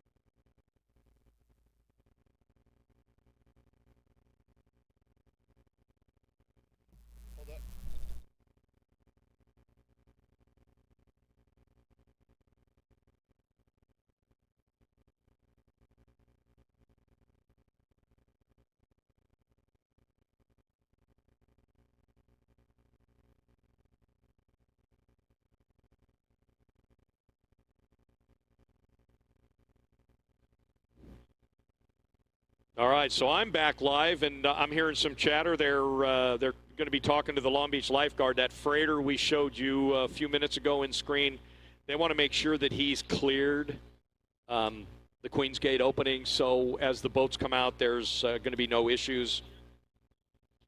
So they're talking about that. Not sure if we're going to have a hold or not, but we'll let you know as we get a little bit closer. So I don't need to explain where you're at. You'll see the leaderboard. Gary Heinbach running that leaderboard for us, a very important job. And in the upper right-hand portion of the screen, you're looking out the stern of the start boat. And there's a beautiful shot of Descanso Bay, the casino at Catalina Island. And that overcast is holding a little bit, and the water looks pretty nice as they're panning around. Look at that. Yeah, Catalina's looking good. And then, of course, the milling area in the lower left-hand corner. A few helicopters out flying around. We're getting a little bit of a breeze now as we get closer to the start of the 76th annual Catalina Water Ski Race. Glad you're all here at the host hotel, the Maya. Always a great venue. Queen Mary in the background. It's a great place to be. ladies and gentlemen. Hopefully everything's working fine on the live feed, and you guys are enjoying what you're seeing so far. You know, if you do, you know, like the Catalina Ski Race on Facebook, and let us know what you think. You know, we're always trying to make it better for our spectators here and around the world. So,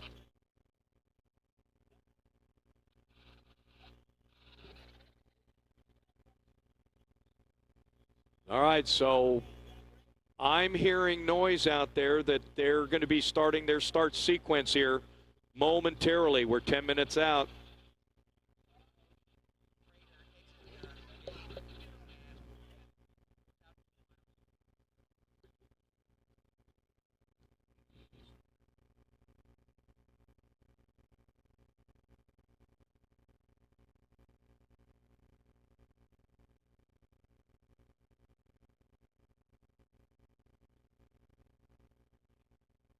All right, we're on a start sequence. We're on a 10-minute start sequence per the start boat, and that freighter needed to get a couple miles out, and then it's going to be turning off the race course. Supposedly, we will see. It's too bad we don't have a GPS on a freighter. Maybe we could keep him in on that.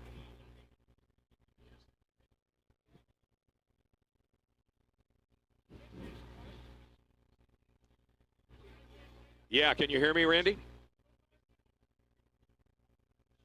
All right. All right, we're on a 7-minute start sequence. I'm talking to Randy Gerald live out on the start boat, ladies and gentlemen. And it's go time. So you can hear the helicopters flying around, and they're going to be going over there by the milling area.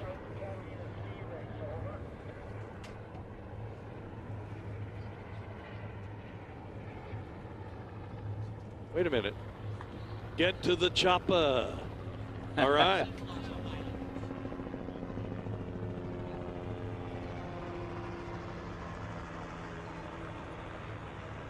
All right, so helicopters are starting to buzz around a little bit, ladies and gentlemen, and they're going to go over there and hover by the milling area. Again, you got the 4 screen that you guys are watching, us here at Race Control and the announcer stand. Now just a great cutaway to the milling area. The boats are all finding their niche. You can see the red start boat over there coming off to the corner, telling it's 7 minutes before the start of the race. And then what will happen is at 2 minutes till, those boats will come back across with a yellow flag, which will say approximately 2 minutes till the start of the race. And of course, keep an eye out in the sky. When you see multiple red flares go up, that is the start of the race. And then everybody takes off and goes out that 100-foot wide gate, which is going to be phenomenal. Been there, done that a couple times, and I'll tell you, it doesn't look ominous until you're right in the middle of it, and then it's ominous. You want to? All right, I'll stand with you and I'll coach you. Remember, shoot it up and out. Just remember, shoot it up and out. What we're going to do is we're going to push this white button and pull the hammer back, and then that means it's cocked and ready to go, and about like that, you'll pull the trigger when I say go. Okay? We'll just set it down for right now. Okay, you're going to get it all ready. Yeah. But we'll be fine. Oh, yeah. All right, back to split screen, or excuse me, back to the shot from the marina, showing all the boats in the mirror, and they're just dotted. You see where all the little boats are kind of congregating, and then you can see a little pocket, and there's a big boat in the middle. These guys will line up strategically. Usually the little boats kind of stay together, stay away from those big crafts. I mean, we've got some 21-footers in here. So I see 3 helicopters now, kind of sitting there. Yeah, I can hear you, Randy. Yeah, we're 3 minutes in, Sandy. You got 2 minutes right, before so the yellow. 3 minutes into a 7-minute start sequence, and everything seems go. I heard some rumblings about that freighter, but I guess that freighter is going to be out of the way. They actually showed the freighter on the screen, and they had the drone go by it, and that's a big freighter. I'm telling you. So good, Randy. Looks like everything's running smooth. We saw the screen of the milling area and the red boat and the red flags on the boats, telling them it's 7 minutes to go. And now the drone's up, you know, flying around, leaving Grissom and going to be going towards white for another great perspective Thanks to Boat 77, I got this. And M&N Marine showing up on that screen. Just some awesome stuff here today, ladies and gentlemen. One more minute. Hope everybody around the world is enjoying the live feed of the Catalina Water Ski Race. Glad you can be with us. Next year, why don't you come over here, across the pond and join us. All right, so I think we've got 1 minute left before we go into our yellow flag. As soon as I hear, I will pass that on to you. Correct. It's pretty quiet here on the boardwalk, which tells me a lot of people went out to Pier J or out on the Queen Mary to watch the start of this race. Best place to be, but actually the best place to be is over by the Jumbotron. I'll tell you what, the place where we're sitting is not bad either. Nice. So I understand you're going to be able to hear the boats go by as they work their way out to the Queen's Gate. We've got microphones embedded out there. These guys have really just gone over and above to give you the experience of a lifetime. 5, 4, 3, 2, 1, go. All right, 2 minute warning, ladies and gentlemen. 2 minute warning. You're going to see some boats in this screen that should be up on yours and the Jumbotron. You're going to see boats go by with yellow flags. And now, if you were having any doubts about getting in the race, well, you got 2 minutes to get it together. Get rid of the butterflies, turn that into determination, and look for some flares. Overcast is sitting, but I understand even out there inside, it's a little bumpy, 1 to 2 foot little chop. As you can see, the boats go by in front of the milling area, letting these competitors know it's 2 minutes to go. It's going to get noisy.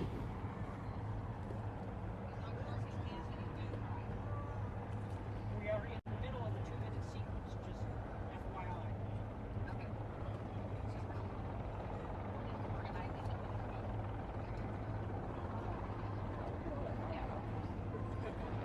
I've just been told the boardwalk's empty, but I guess in front of the Jumbotron, not so much. It's packed. But if you wanted the other experience and you felt like walking, you could have walked to Pier J. But why? When you have the Jumbotron, you got the hotel here. You got breakfast at the Maya. You're here for the 76th annual Catalina Water Ski Race. What else could you want? The weather's halfway decent. We'll let you know how bumpy it is just by watching it. They've all got GPS Okay, the 30-second trackers. board is up. All right, 30 seconds till the Reference to start, ladies and motocross. gentlemen. Get ready. You can see the boats moving forward, skiers in the water. They're threading out a couple hundred feet of ski line. And boy, I'll tell you, it's going to get real exciting We're here real quick. 15 seconds away. 15 seconds. 10, 9, 8, 7, 6, 5, 4, 3, 2, 1, start. There's the flares. Yeah. 3 flares in between I got Grissom it and stereo. Wright. And we got to start on the water for the 76th Oh, here annual we go. Catalina Water Ski Race. Here they Go get come. 'em, everybody. Godspeed. They gave me Mr. Start. You can already hear the thunder of the motors. I'm going to let you listen to that. So you just 191, 11, 373, 767. Those are your hole shot boats.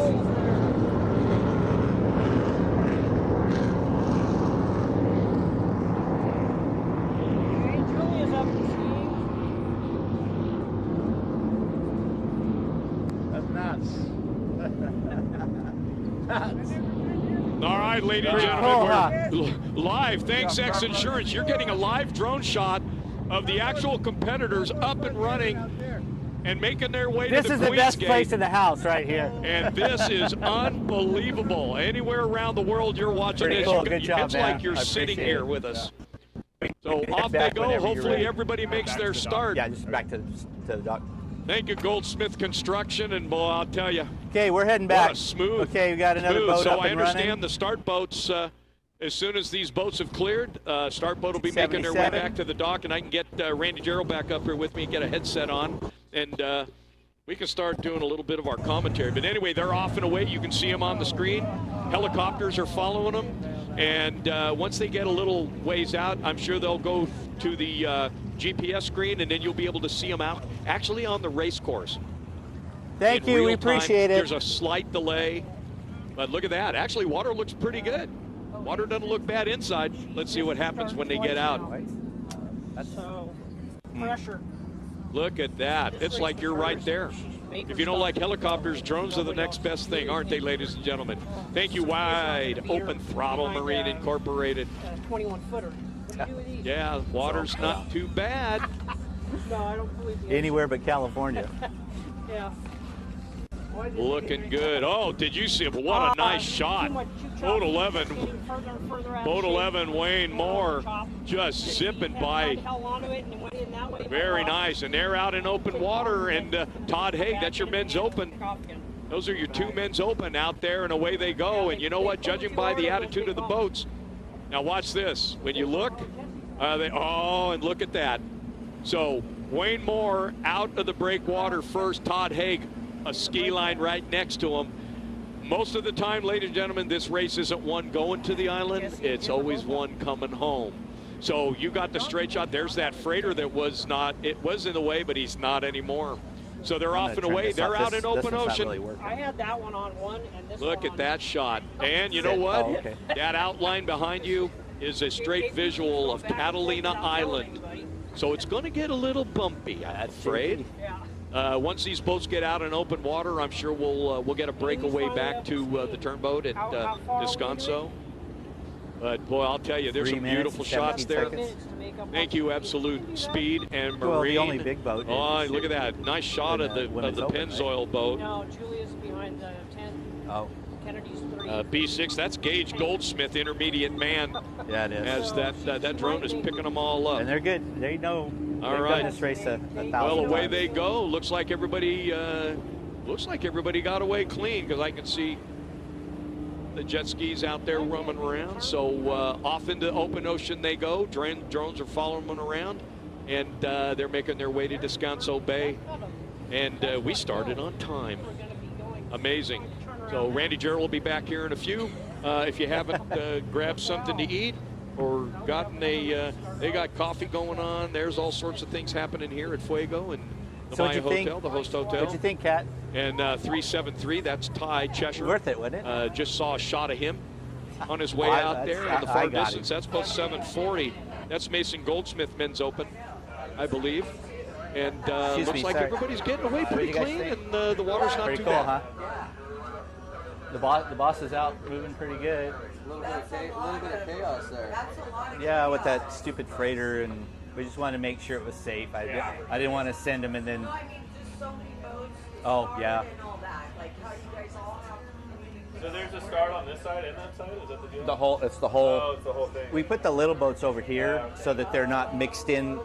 When Randy's boat comes up on plane, a 21-foot boat just disappears. He can't see it for like 10, 15, 20 seconds before it comes down, and he can look over and go, oh, there he is.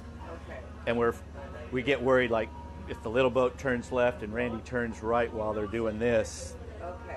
Okay. That'll be it for the back live. And the drones out there showing all the goodies. Wow, so it's a little, you can see that boat's bouncing a little bit choppy. Boat number 29. So that's John Clements in the Masters class. And there you go. Everybody's getting in their line, and look at that sight. Now breakaway back to boat number 29. And they're all sticking pretty close together. It's going to be fun watching the GPS tracking.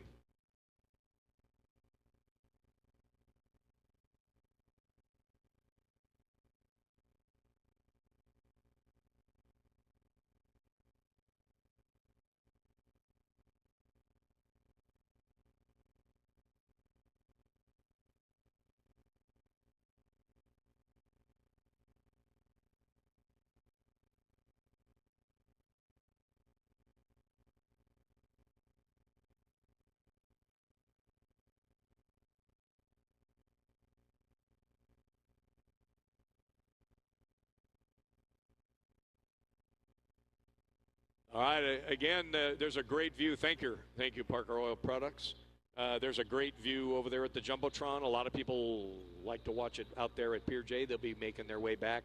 And then this is going to get pretty busy in here. So while you have a chance, it'd be great. Go pick up, purchase your Long Beach Boat and Ski Club 76 Catalina merchandise. They've got hats, T-shirts, sweatshirts. And nice shot, boat number 627. That's Tanner Haig out there in the open ocean looking good.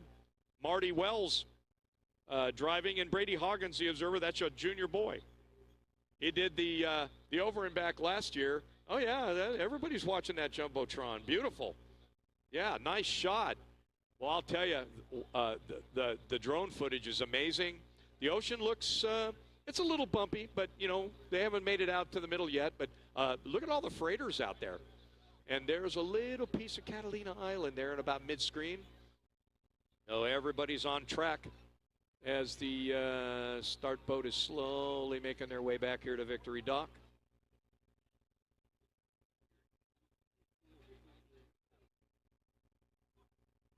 Wow, so the younger skier, I think that's Tanner. He's 13 years old. I wouldn't do that when I was I wouldn't do that at 13 years old at all. But, boy, look at them, man. They're looking good. They're keeping a good, steady pace. You got that big old freighter off to the left. They're going to want to stay away from that. And there's something over to the right. Looks like it might be a bigger boat or maybe a spectator, because a lot of spectators come in line. But you know what? It's slow and steady. Behind the wake, looking good. The water conditions are actually not bad, even though you've got a great visual of Catalina Island. So, all right, ladies and gentlemen. So I'm going to give you a minute here. Go off mic for a few seconds. Let you watch that Jumbotron, and I'm going to be right back to we're about 8 minutes, 24 seconds in right now, unofficially. So we're in the infancy of this race. So we'll see when they come around the corner what their times will be.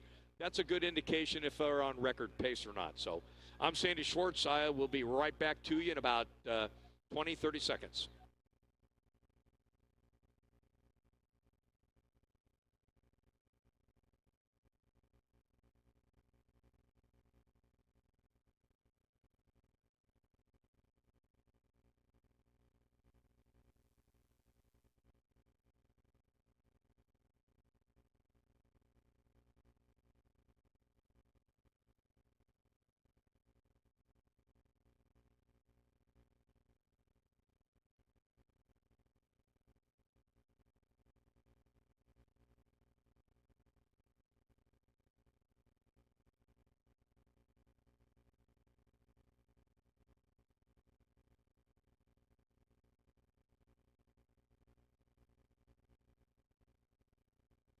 All right, ladies and gentlemen, well, now you can see the progress they're making because we got them on GPS and making their way, and you can see Todd Haig and Wayne Moore are side by side, and Gage Goldsmith right behind them.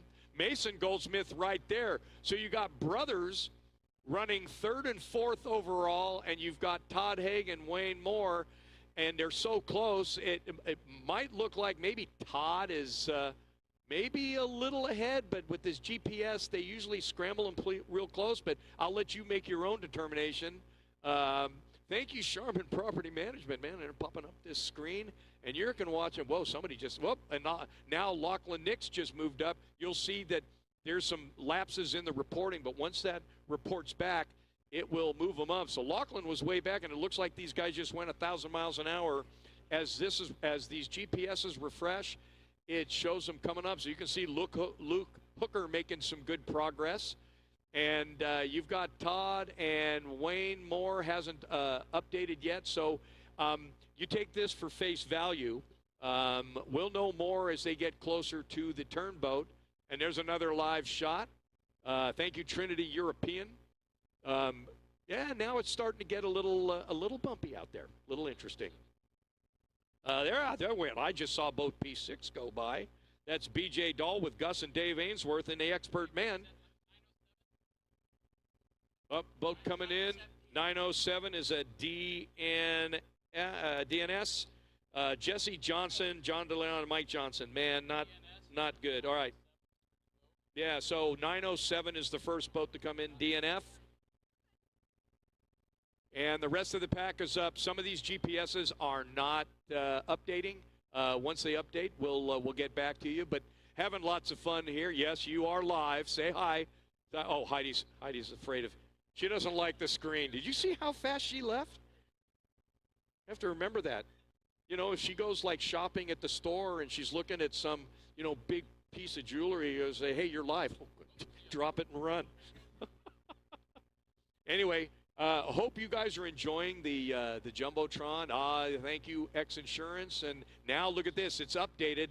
And for some reason, Wayne Moore's GPS isn't updating. But, well, I'll tell you, you got Todd Haig and Mason Goldsmith.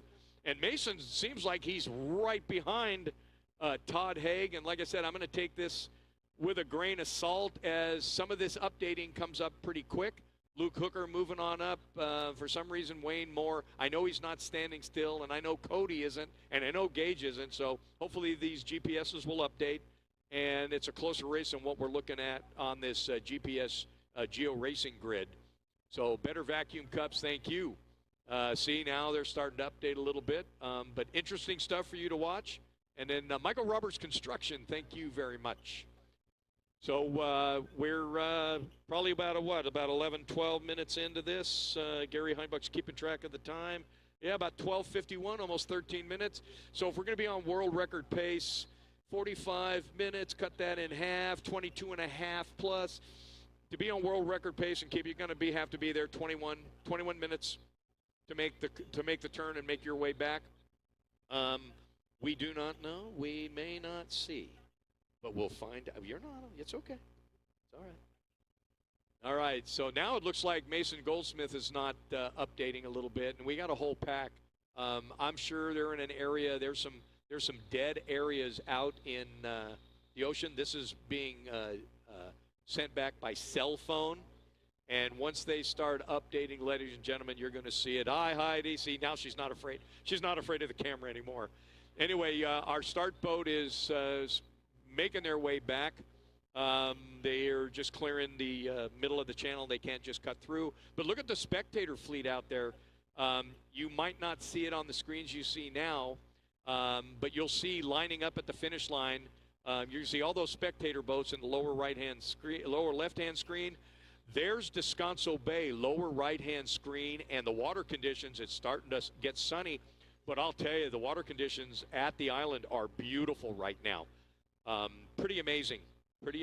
There's the casino there in the background, and then the GPS up in the top, and you can see the timing. A little over 13 minutes roughly elapsed. That's unofficial, and things are pretty quiet here. Everybody's around the Jumbotron and having fun. I'll have Randy Jarrell back here in a couple minutes, and then I'm going to step away from the announcer stand for 5 or 6 minutes, and then I'll be back here with Randy to give you more. And now we're showing and now everything's starting to update again. So you've got. All right, so ladies and gentlemen, we're going to cut to commercial for a moment. This is Sandy Schwartz, and you're listening to and watching the 76th annual Catalina Water Ski Race. Traditional insurance policies suck, leaving you to deal with potential holes and gaps. X Insurance offers true umbrella and true homeowner solutions. X Insurance is the true partner for when what could happen does happen. Contact us today or ask your agent about X Insurance. Here at Wide Open Throttle Marine in San Diego, we know that your boat is more than just a vessel. It's your gateway to freedom on the water. Whether you're looking to boost your boat's performance, restore its former glory, or simply keep it running perfectly, we've got you covered. Thinking about repowering? As a certified Mercury dealer here in San Diego, we provide state-of-the-art engines that deliver both power and efficiency, ensuring your boat is equipped to take on the waves with confidence. Or maybe it's time for a restoration. At Wide Open Throttle Marine, we combine modern techniques with traditional craftsmanship to breathe new life into your boat, making every detail shine.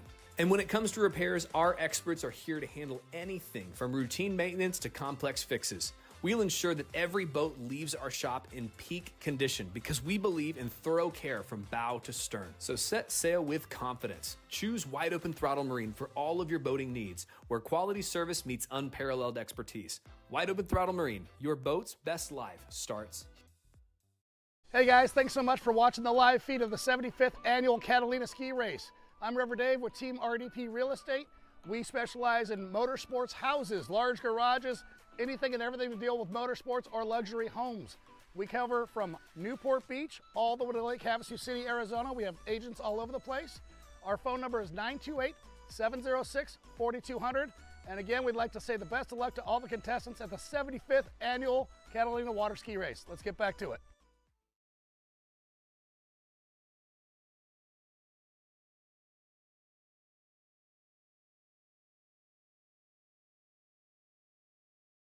All right, we're back live, ladies and gentlemen. The start boat has just pulled up to Victory Dock, and everybody is kind of talking about the start a little bit, and then they'll be making their way off. Randy Jarrell will be making his way back up here to the announcer stand. Gary Heimbach is getting itchy, and he wants to write some things. So now you can see a little bit better. They're about halfway across, and it looks like Wayne Moore is now ahead of Todd Haig. So it is, the GPSs are updating very slowly. So I'm not going to put a lot of credence in on the GPS right now. It kind of gives you relative location, but the updating, you'll see that there's no updating transmitting for Todd. So it's going to look like Todd's just kind of sitting there like Wayne was earlier. So we'll know more. They're getting a little bit closer. Where it's a little over 16 and a half minutes in. And we'll call them on the way when they get over to Descanso. We'll have a live feed out there. We'll break away to when they get close. So, you know, we've got, you know, Samuel McKenzie, boat number 2 is up in there. I don't know if it's boat number 2. Might be a misprint, but anyway, back to split screens. Upper right-hand corner, you can see the GPS, and there's the a shot of just outside of Catalina Island, and a shot of the breakwater. We'll have that when they're coming in. That's going to be important to see. You'll know who's coming around the bend literally at the same time we do. Okay, now Todd's boat upgrades. It's Todd Haig and Wayne Moore side by side as the rest of the boats update. That's about all I can give you off this screen. You can do it. Okay, that's boat 138, and that is Samuel McKenzie, intermediate man, up there with the big boys. And more boats are going to be updating as they do. You'll see them on the screen just like we do. So, you know, no surprise, we got ourselves a battle on the water between Todd Haig and Wayne Moore, and now it looks like Todd's updating, and they're side by side. Literally, those two GPSs are right on top of each other. So Wayne Moore's won this, you know, a handful of times. The guy's a phenomenal skier. Todd Haig, we don't need to talk about him too much. 17-time winner. He'd like to make it 18. Wayne Moore would like to put another one in his coffers. Time will tell as we're getting a little bit closer. Got a little bit ways to go. We're a little over halfway across, maybe 2/3 of the way across. And we should be seeing him here momentarily. Randy Jarrell should be making his way back up here, and then we'll get him back here. By gosh, here comes Randy right now. Awesome. We'll let you get settled, and then I'm gonna go off camera for a couple minutes, and I'll let you tell everybody about the start here momentarily. So. All right, so now it doesn't update. Now it shows Todd, Samuel McKenzie, Wayne, Luke Hooker. Things are, you know, Cameron Nix is now, he's updating and he's moving all up. So as these things update out in open ocean, you'll see things are getting a little closer, and it looks like Cameron Nix a little bit closer in the mix now as we're getting closer. I know they see the island because you could see it from the start, and probably in the next 5 to 7 minutes you should be seeing bogeys. And we're at about 1935, roughly. All right, official time's 21:24. So we're not going to be on a world record pace today. Tell you that, because that's official. This time in your lower screen is not official time. Randy Gerald just showed me the official time. Randy, what a great start. The feed was amazing. Just amazing. So anyway, I'm going to let you tell that. I'm going to go off screen for a minute, ladies and gentlemen. Randy Gerald's back, and I'll let you talk for a few minutes. I'll be right back to you, ladies and gentlemen.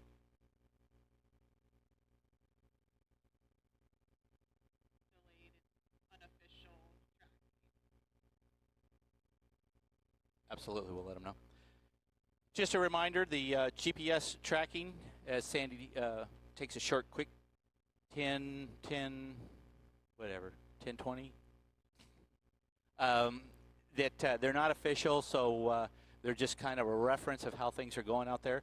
So just keep that in mind. It was a great start. A lot of teams got off to a real good start and went hard through there. It's always a phenomenal place to be out there in the center of the start line, and big huge thanks to Randy and Sandy Davis for loaning us that 53-foot Scout primetime. Sean, the captain, was just great. His first time out doing this, and he did an amazing job, and it's just a beautiful boat, and we're very grateful and very thankful that we were able to get to use it to start this race. All the flares worked just fine. Had 3 flares go in the air, and it was a great start to this race so far. And we're looking at a screen where we can see the Avalon turn, or looking at the turn boat just off to the left there, off to the port side of that boat. And they'll be looking off in the distance to see if they can see the splashes of the leaders coming in. And then they'll be making the turn. And that's when the real race will begin.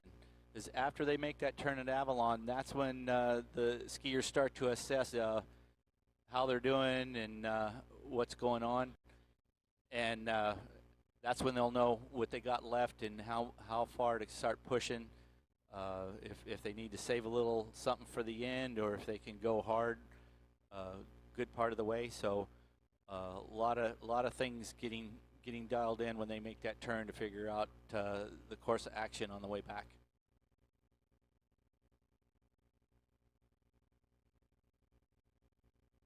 It's a great scene here at the hotel with the jumbo screen going on, where for the first time in quite a while we're able to actually give the spectators something to look at other than waiting for them to come back, where they can actually see a lot of the action and see a lot of the things that are going on, get an idea how things are progressing, because it's not a ball and stick sport where you can just see everything. It's a little more spread out than most venues are, 31 miles to be exact, and times it by 2, and you got your 62-mile course, and should be getting interesting as we get close to the boats getting to the turn.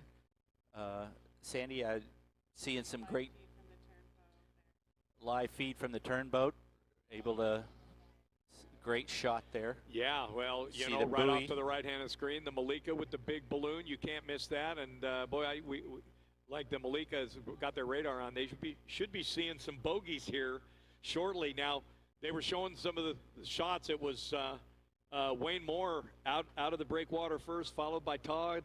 And up here, look at this shot. Here they come. Here come your leaders out to Catalina Island. You're seeing that on the Jumbotron. Get ready to start writing numbers for first to the island. And the water conditions still look pretty good. I have to say, it's not too bad. It's doable. And I'll tell you, if that's your first boat, there's a good clip between them. That's a handsome lead. Yeah. No doubt about that. Hard to tell who it is, but now I think it's Wayne Moore. That looks like the 11 boat. It could be. The Warpath boat, yeah. Yeah, okay, hold on. Looking mighty yellow to me. It is the 11. Number 11, it's Wayne Moore. And let's see, he's going to be going around the Malika here right now. That is first to the island, Wayne Moore. What a great shot. Yeah, look at that. You're watching it unfold on the Jumbotron, so I'll tell you, doing a heck of a run out there. Making their way back in approximately, what do they hit the island at? 26, so we're not on record pace. So the water's got to be bumpy. So let's see who's second to the island. Thank you, Cal Truck Tester, giving us that shot and on their way back. And that looks like hard to tell. Well, here we go. That's be the 191. So running in second place, unofficial, looks like 191 Todd Haig is coming up. Boy, I'll tell you, Wayne really went out hard. Yeah, he did. He's trying to put some distance. He does not want to make this a drag race. Yeah, been there, done that. Been there, done that more than once. Doesn't want to go you know there what? again. It'd be wonderful it got set up that way. So that's your number 1 and 2 to the island, Wayne Moore. And there you go, 191 Todd Haig, Randy Davis, Dennis Hall, and Steve Davis making the turn. Now let's see what happens. It's not an insurmountable lead. A lot of things have happened. Lots of things happen in this race. That's the problem. You have to expect the unexpected. Look at that. That looks like that might have been boat 740. I didn't get the quick shot. That was Mason Goldsmith. If it was 740 that came across. Yeah, that's 740. So that's your three men's open, and they are all within striking distance. Wow. Look I think at another that boat shot. went through there. I don't know. We're just seeing Yeah, we'll get updated behind us. Gary Heinbuch's going to be running. You're going to be running as our communications people have direct shot with the.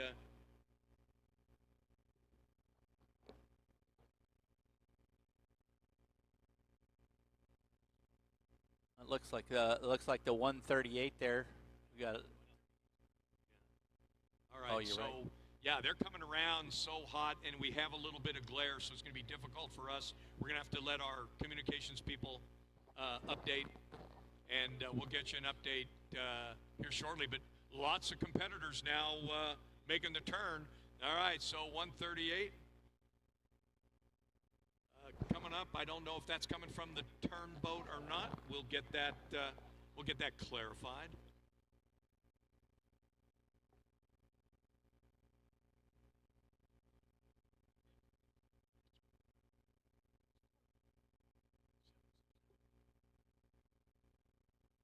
Yeah, with Ryder. Yeah, boat 767 coming around the island with Ryder Tovat, intermediate men. Sean Clancy, Corbin Heibuck, and Craig Cleaver. Oh, well, I'll tell you, they're running a good rate. Thanks, Gretchen's Automotive and Nordic Boats coming around the turn boat. Oh, they're on their way back. Very nice. So, yeah, they'll be. Sounds like they'll be shooting numbers here momentarily. They're all kind of fairly close to each other. I'm surprised, but I'm not surprised. You know, with as clear as it is out, and they're just not a real aggressive swell, I guess, today. But enough of it that, you know, you're not really pushing as hard as you thought you were going to get to that 45-39. But right. I think sometimes if the water conditions are just right, even though it's bumpy, the skiers can get into a rhythm. Yeah. These rough water skiers that run up to the front there, you know, like Wayne and Todd and the Goldsmiths that are so used to running in ocean conditions that where most people would kind of back off and go, man, this is a little bumpy.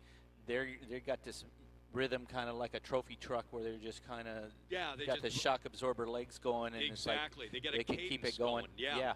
No, absolutely. But, you know, hey, big shout out to everybody around the world watching this. You're watching it unfold just like we are. And, hey, a big hello to Kim Lumley in England. You need to bring the girls over here next year and get them skiing again. I know last year they skied. And somebody needs to work on breaking a tie. Yeah.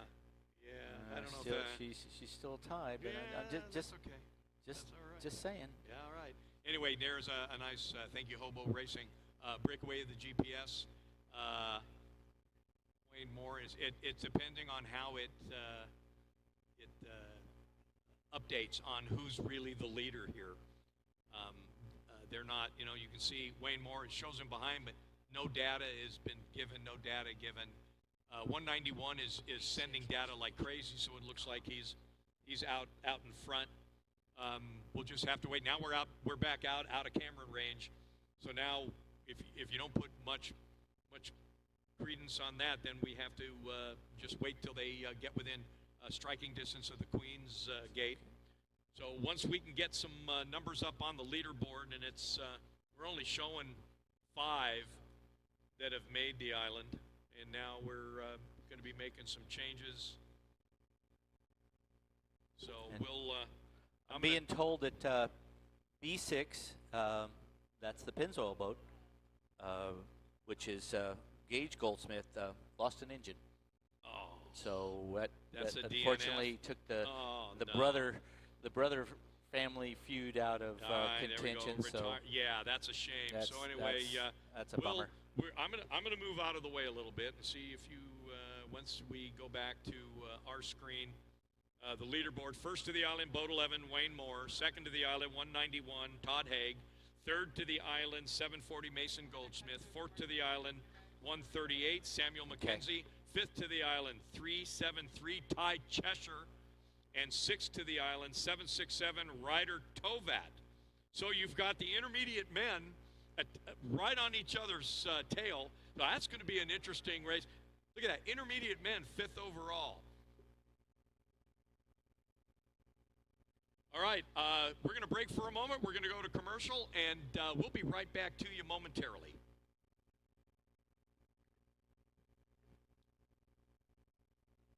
They starting to line up.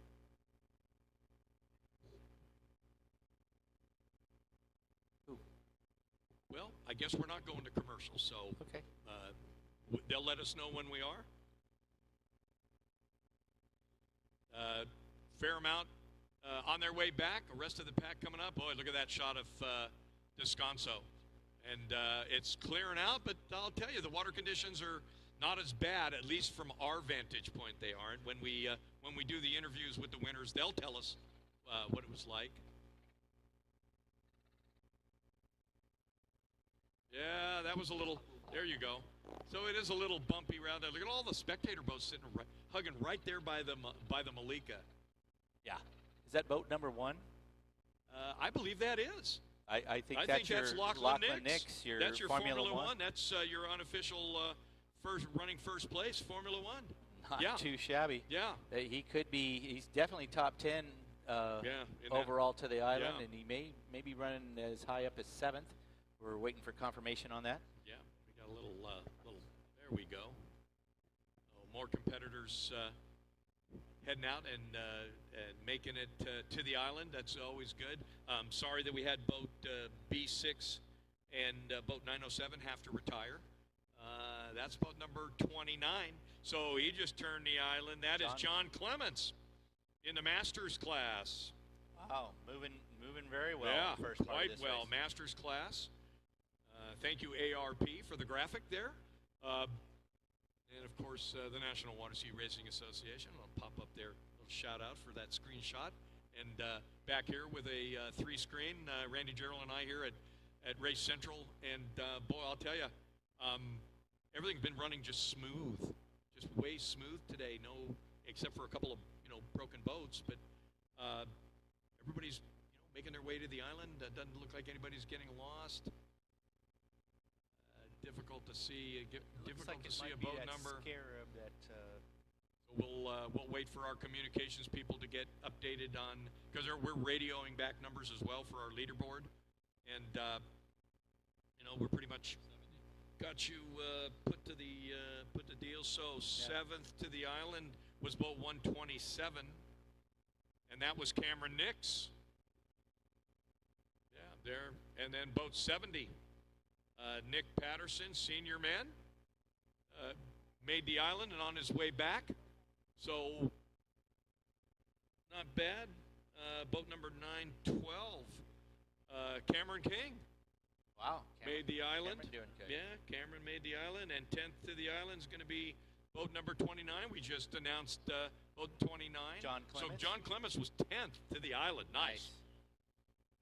Oh, unofficially, there's your first girl to the turn, I believe. Yeah, I think you're right. That's who I think it is. I think that's Julia Williams behind boat number 10.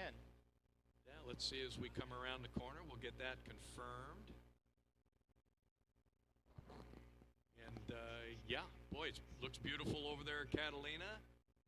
And, yeah, that looks like boat, sure does look like boat 10. So yeah, boat 10, Julia Williams, intermediate woman. Wow. Yeah, there you go, up on the graphic. Perry C. Thomas Engineering Contractor graphic there. Thank you very much. Looking for her first overall win. Yeah, That'd yeah, be exciting for that young lady. That would be exciting for her. You know, you got more. There's a fair amount of spectators out there at the island. Not too shabby. You know, not bad. It's beautiful out there. Beautiful Saturday morning out at Avalon. Yes, absolutely. See a still shot of the condos in the background? Oh, yeah. That was always my landmark. I looked for the condos. I looked for the condos. First thing you could see. Yeah, exactly. On the way out. And if it was cloudy, you looked for a mountaintop and hope it was the right mountaintop. Right. All as right, much as I depended on my $39 Ritchie compass from Walmart, I still use every navigation aid I could find. I had the $29 Skipper Marine wrist compass. What was I thinking? Anyway, I hope everybody's having a good time today. I'm Sandy Schwartz along with Randy Gerald here in beautiful downtown Shoreline Village, Long Beach area for 76th Annual Catalina Water Ski Race. Welcoming everybody online and on the World Wide Web from all over the world. Hope you are enjoying the live feed. We've got a Jumbotron on premises. A lot of people are hanging out by the Jumbotron.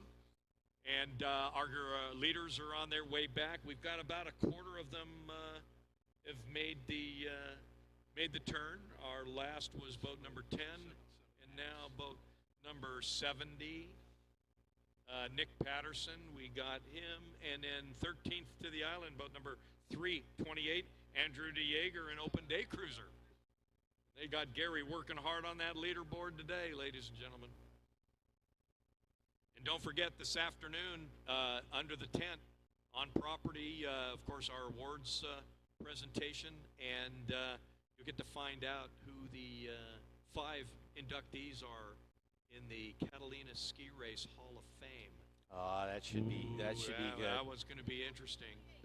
So once you get there, you don't want to miss it. Then after that, we have a concert. Yeah. Over at the Esplanade. Zach Armstrong, and then we've got our fire girl that's doing some stuff that, you know, I hope they have a fire extinguisher. I'll give her plenty of room. I hope they have a fire extinguisher handy. All I got to say. This is California. So. Yeah, but boy, look at all the spectator fleet lining the finish line. Look at that. Lots of spectator boats, American flags flying out there. Beautiful sight. Way to represent. Absolutely. So water conditions, they're not optimal. No men's open record's going to go down, but it doesn't mean we don't have any other records. Yes, when you think, no records, and then somebody pops in and was, hey, they just set that class record. Look at that. Whoa. Look at that. So, you know, you'll know they'll probably break away when we get visual of boats getting ready to enter the breakwater, as we're going to update the board.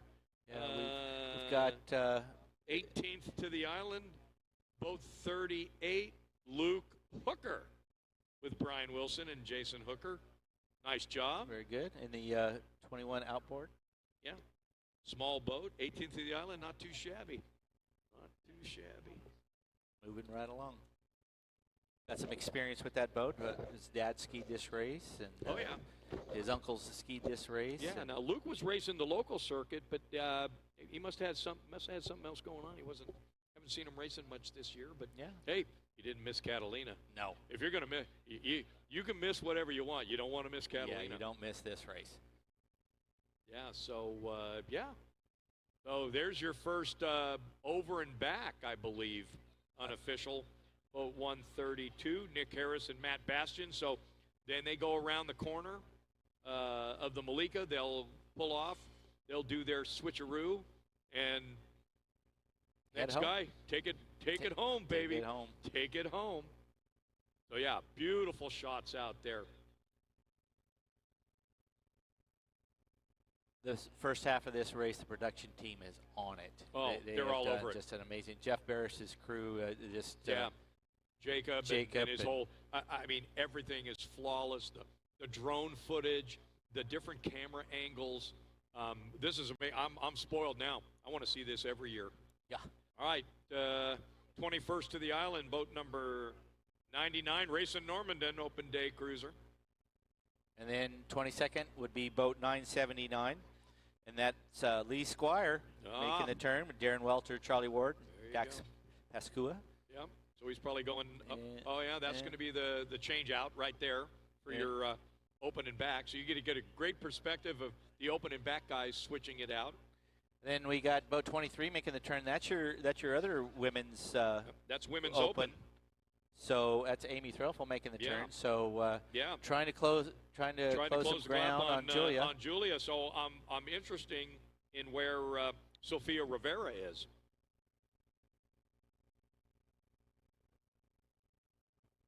In boat 277X.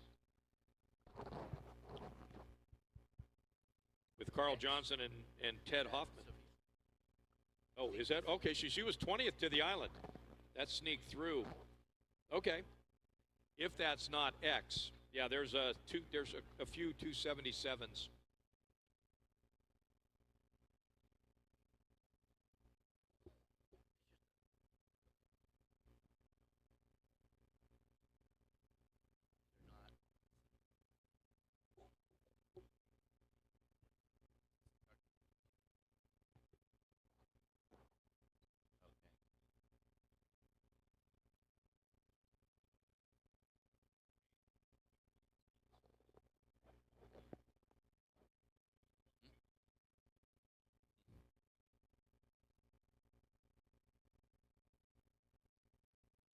Yeah, I think Wayne put his knees on the clock. Hope time doesn't run out.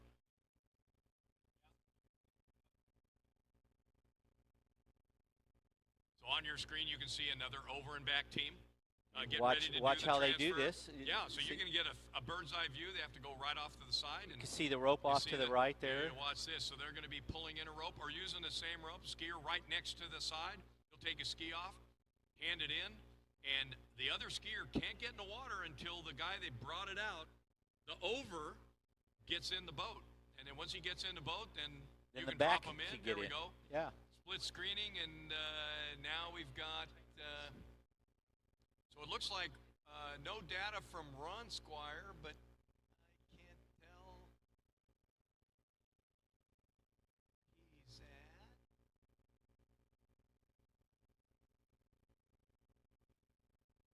Okay, well, look at all that bunched up there at the island. Now granted, so you look here, we got a lot of we're waiting for data to report. And now some of this is, now we start to have overlap with the people going out mixing with the people coming back, so you're starting to get cross. So I just saw 277X update, and I think that was Sophia. I believe at the 20th, at the 20th. I believe that's her. We'll put that X in for now. We'll get an update. You know, it's sometimes it's really hard to see when you got a bunch of people running around. So, and there's Julia. Julia hasn't updated. Julia's right behind Sophia in that feed. So, and then Amy's right behind them. Right. But if they show no data, that means it isn't updating, and sometimes it can be 30, 45 seconds. It's cell phone technology, not satellite. So. But now, as we look at the official time, we're into the 45 minutes now. Right, even though it won't be a record, we should start to possibly see some. Yeah, in the next 2-3 minutes, I would think. Might be seeing somebody coming in. Yeah, we might be able to announce the first. First boat inside the breakwater. All right, so, okay, we've got a huge update now. So we'll take this opportunity. 21st to the island was boat number 99, open day cruiser racing Normandin. 22nd to the island, 797, Lee Squire. 23rd to the island, boat 23, Amy Threlfall. 24th to the island, 132, the over and back, Nick Harris, Matt Bastian. 25th to the island, 359. Phil Kramer with Mike Magukin. And then 26th to the island, 623, Nick Shore in the sportsman class. And 27th to the island, boat number 702, the over and back team of Billy Mason and David Ellingson. So you're up to date with us. I don't know if you can see that. I'm going to kind of move out of the way a little bit. You can get a view of that leaderboard in the back. Hopefully you can see those boat numbers for those of you watching on the live stream. And the rest of everybody here, we have the Jumbotron on site. So we should be seeing some boats here soon. Yeah, we're at the about to hit 47 minutes. Well, you'll know when you see helicopters. Yeah. Right off the bat. But so far, a great day. No big to-dos. Yeah, so we went cruising. We have boat 133 was a DNS, and then boats B6 and boat 907 retired with mechanical difficulty. So we hate to hear about that, but they're accounted for. Again, you got another shot of the GPS as they're running, and as these update, they shift around a little bit, but it kind of gives you an idea, a rough general idea of where everybody is.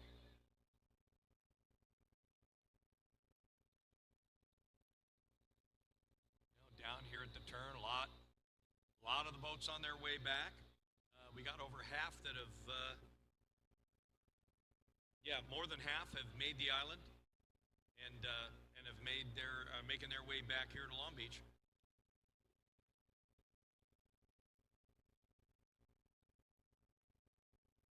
Okay, take this opportunity to talk a little bit about some of the people that fork out money or sponsors. Absolutely. Nordic Boats, speed, power, and style on the water, a leader in high-performance boats.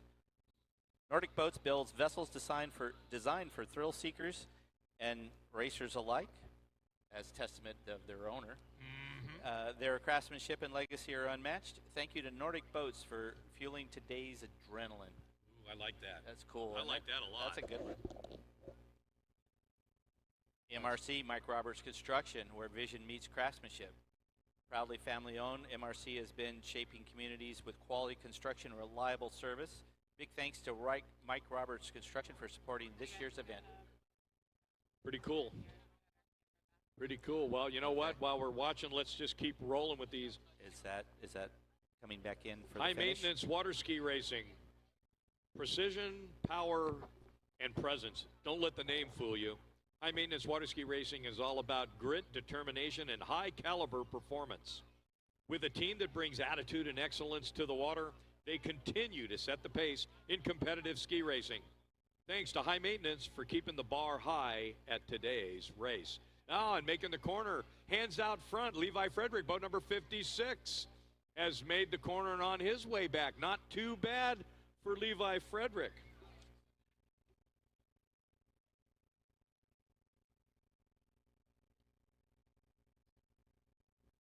They're making the switch out. You know, that over and back is really popular.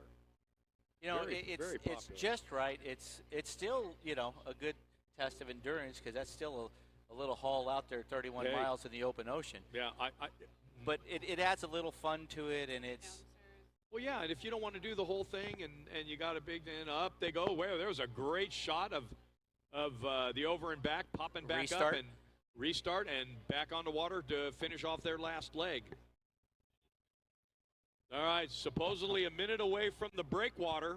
Who's it going to be? Is it going to be Wayne Moore? Going to be Todd Haig, Mason? I don't know. We're going to see. Hardly wait to see. I think we have a feed. If I'm correct, I think there is a feed out at that shows the breakwater. We might be able to see them coming into the breakwater. Yep, they're trying to get the feed going on that. So we're at about 50 minutes. So nothing earth-shattering, but if you look at this, it shows Wayne Moore out in front of Todd Haig, and we should be seeing some stuff from the breakwater here momentarily. I thought I saw a feed from out there, and I'm sure production will get that when it gets a little bit closer. But we'll be looking for a helicopter. Usually there's a chopper. Where there's a chopper, there's boats. Good. Okay, here we go. This is the breakwall cam, what you're seeing. All right.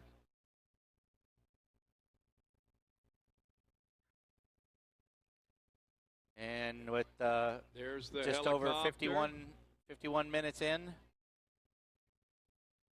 Looks like we might be getting our leader. Passing the Catalina Express. Getting right by the Catalina Express. That that's appears the to one you be wanna boat get away 11. from. Yeah, it looks like it's boat 11. Wayne Moore is coming in the breakwater. And he's by himself. There's nobody real close to him. There'll be no drag race. There's going to be this no time. drag race finish coming inside the breakwater. Oh, I bet he's got a big grin on his face. Yeah, that whole team's going to be good. All right. Joe Brain's going to be leading that Oh, pack. yeah. He's been posting on Facebook about this. And, oh, yeah, we're race ready and the boat's ready. And they did a lot of preparation. It looks like if it stays intact, they're going to end Walk up the walk. walk the walk.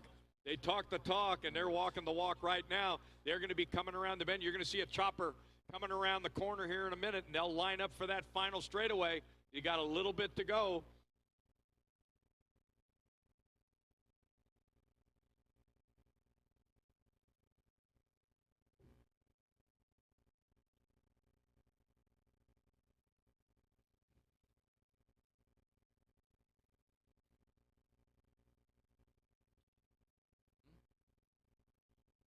Yeah.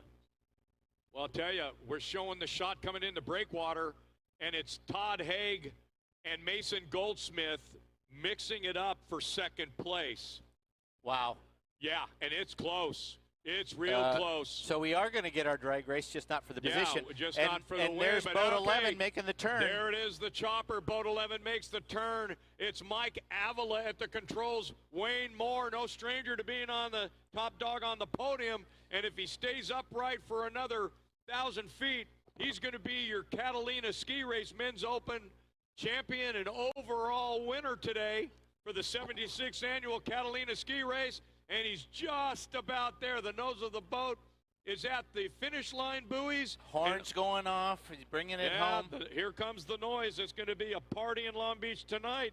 Mike Avalon driving, Joe Brain, Kevin Wynn, Men's Open. And there it is. Wayne Moore from Australia wins the 76th annual Catalina Ski Race.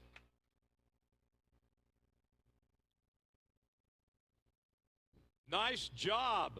Well, let's see what, let's train back out there now, not to take anything away, but we were having pretty much a drag race finish, and here they come. They're going to be coming around the bend. Looks like Todd on the outside and Mason on the inside.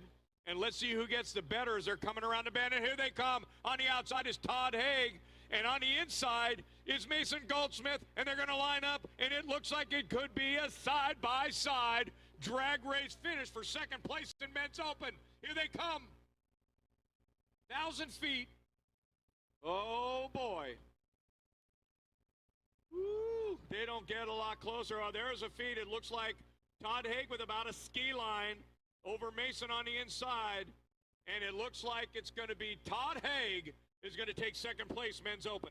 Wow. Mason Goldsmith and a great run. That'll be your third place Men's Open unofficial. Nice. Wow. What a great job by that team. Wow, Mason. Woo. Very respectable. Absolutely. You're going against some titans here. Right. Now we get boat 373 is coming in. That's Ty Cheshire, Freddie Brennan, Darrell Weatherford, and Mick Jones. Nice. Looking for fourth overall. And that would that's be your first place intermediate man. Fourth overall, not too bad. Keeping the roll going for the month of July. Well, he was fifth overall at the island, so he picked up a place. Yeah, absolutely. Wow. Wow. All right, well, they're slowly trickling in. Yep. And that looks like there's the boat. There's boat 138 there. I think that's the boat he passed on the way back. Yep, that's Samuel McKenzie. Yeah. They had a good race coming back. In the breakwater. And there goes the boat to hand the info. Oh, they all look. Did they go swimming? Yep. Well, there's a couple still on the deck. Water. Well, there's somebody on the deck. Is there somebody on the deck to take that checkered flag? I hope so, because everybody else is in the water off the back. Oh, they didn't wait for the checkered flag. They just jumped. No, a couple guys jumped right into water. That's a thing they like to do. So they jumped in there. They're swimming back. They're getting handed the checkered flag. Wow. And coming around the corner, unofficially 4th overall, boat 373, Ty Cheshire. Unofficially Nice first place men's or intermediate men. With Freddie Brennan driving Daryl Weatherford and Mick Jones. They put that team together. He's got to be real happy about his performance here in Long Beach today. Bring this home, and he's in good shape for a trip to Belgium for the Worlds. Yeah, well, look at this. We got a pack coming in. Ty brings it across the line, and we've got two lining up to go side by side. We got 138, Samuel McKenzie. And they're lining up. Is that Ryder Tovat, 767? I couldn't get that. It went by so fast. I couldn't see the number. number. Oh, boy, they're bringing it. Oh, yeah. Side by side. Yeah, 767. Ryder Tovat. Man, Ryder Tovat. So. And he gets him in the breakwater. Yeah. Wow. Yeah, look at that. 5th overall, and Sam McKenzie will get 6th overall. You see this pattern? Yeah. Men's Open winner, boom, boom. Men's Open second, third. Intermediate men winner, boom, boom. Second, third. Right there, right next to each other. Look at that. Yeah, all three of them so close to each other at the finish line. And remember, we talked about when we got to the turn that this is when you were on a little break. We talked about that when the race starts is after they make that turn. Exactly. And you start to see some things change. It starts swapping up on their way back. Yeah. You know, the neat thing is at that Men's Open, Wayne Moore got a great shot at the start. Whole shot. He got out, and it looked like it was hard to tell on the GPS, but judging by the distance, he wanted to get out in front and get out in front enough that he didn't have to worry about being side by side with Top. Dictate the pace, dictate the line to take. Yeah.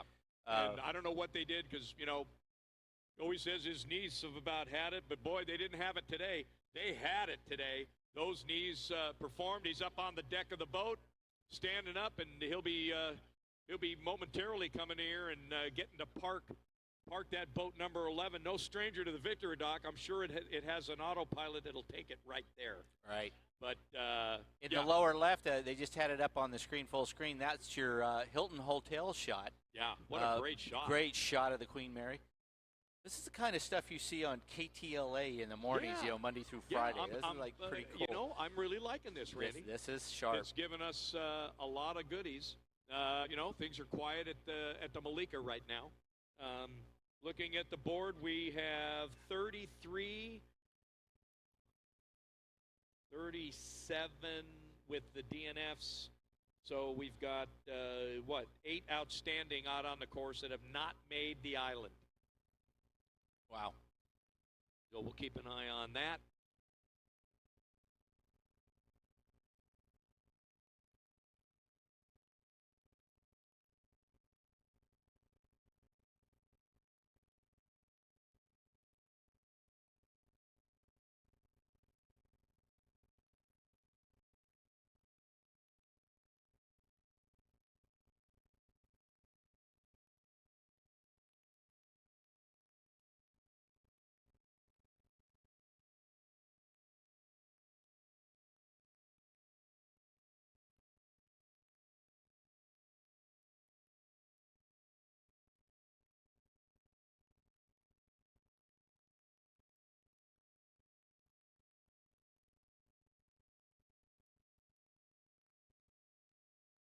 All right, so we still have 8 outstanding that have not made the island. Oh, must be tea 10 time. o'clock.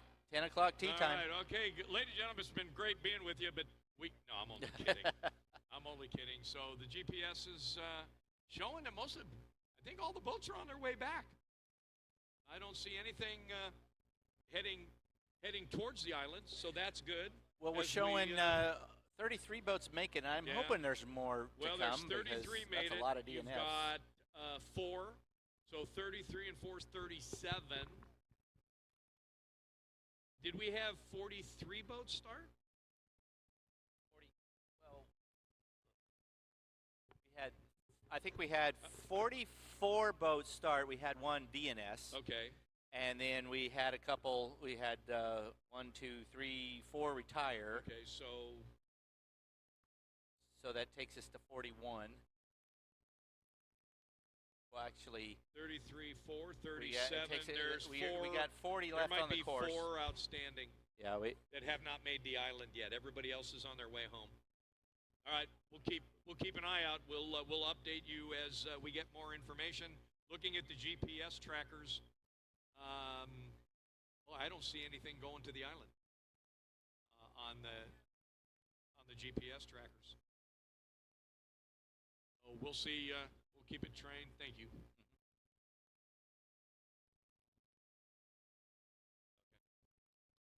Our refreshment concession guy, J.P. Krieger, we want to give a shout out to him.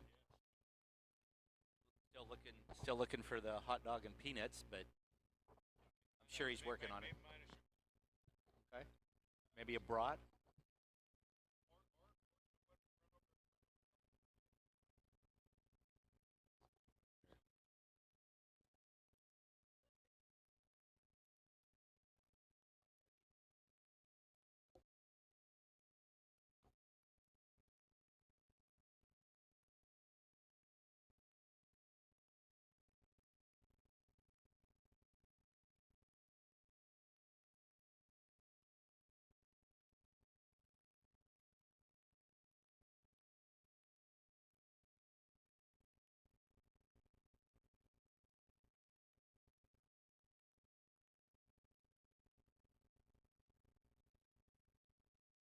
All right, look at that nice shot from the drone coming in the breakwater. That's unofficially, I believe, your leader in F2, if I'm not mistaken. And looking good. And he saw the drone. He gave the yeah. Yeah. Shout out to his folks back down under. Yeah, no kidding. Everybody watching, it's been quite the day. Samuel McKenzie's crew, nice job by that crew. Good run by the 138 crew. Yeah, making their way back to the launch ramp. And everybody else out there, they're all talking, celebrating a little bit. They like to be fashionably late. Yeah, they got to they don't want to look too eager. Like, make a good entrance. Yeah, we get it. We understand. We understand. But, well, I'll tell you, ladies and gentlemen, for those of you that have stuck with us from the beginning, you saw some great racing. Wayne Moore from Australia picks up the win. Puts another notch in pretty demanding good fashion. Yeah, it wasn't world record pace, but it was very under an hour, very respectable. Todd Haig and Mason Goldsmith round out the men's open 1, 2, 3, and we're just waiting for our women. And I see helicopters flying around.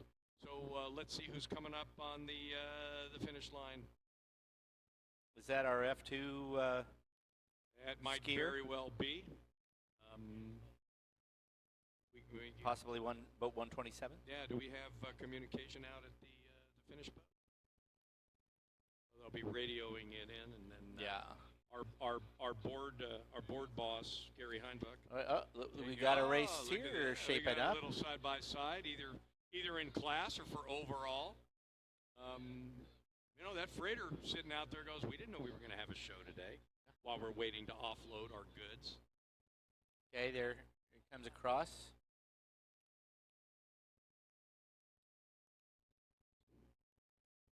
Oh, nice shot there, spectator fleet. That looks like boat 29. Yeah, it did. Is that boat 29? Yeah, it might be boat 29, John Clements, Masters. Yeah, there it is. Thank you, ARP Automotive Racing Products. And boat 179. That's the Vestermark boat. The Vestermark group. The over and back. That might be your first over and back unofficial. And more coming into the breakwater. Yeah. There's boat number 1. Lachlan Nix in Formula One. He's inside the breakwater. It just came inside the breakwater. Got the drone on him. Looking fresh. Somebody's fresh. in hot pursuit. Yeah. And boat 331 zipping in Parker Tovat in Formula 2. 328 Andrew DeJager, boat number 328. Open day.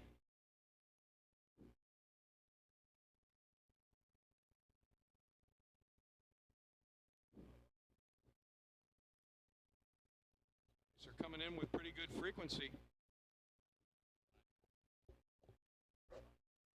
It looks like boat 912 coming in.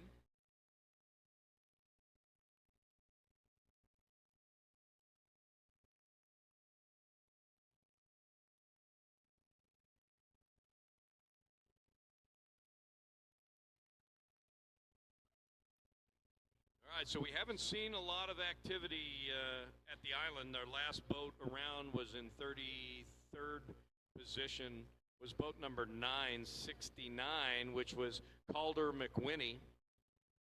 And before him was 179, and that was Carter Vestermark and Caden Vestermark coming around the corner. Looks like coming into the breakwater boat 70, that's Nick Wow, Patterson. look at them having to make a little bit of adjustment there Just to a make wee sure bit. they get around the turn buoy. And there they are. Oh, and it's the fleet. Yeah, a whole pile. So you got John Clements coming in around the bend, He around picked the up the buoy buoy. there. They're picking yeah. the buoy up. That's oh, good. look at that going across, cutting to the inside. Going to see if he can doing get a little bit crossover. A little crossover. Get the skier clear and see if he can hook it up. And that's 328 on the inside, I believe. Andrew DeYager. Andrew DeYager looking now. That was a bold move. A little pixelating there, but that's okay. Here we go. Oh yeah, these guys are flying the boat. Yeah, these guys are. They're keeping the pedal down. Yeah, they are. They are keeping the pedal down. There's boat 29 coming across. John Clements. Your master's class.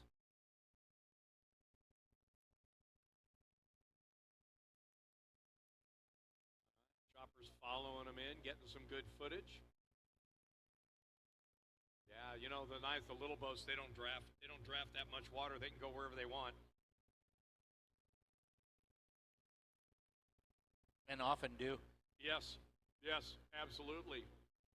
So as soon as we update finishes, we're showing 7 to finish, 33 to the island. We're still lacking some. There's the chopper.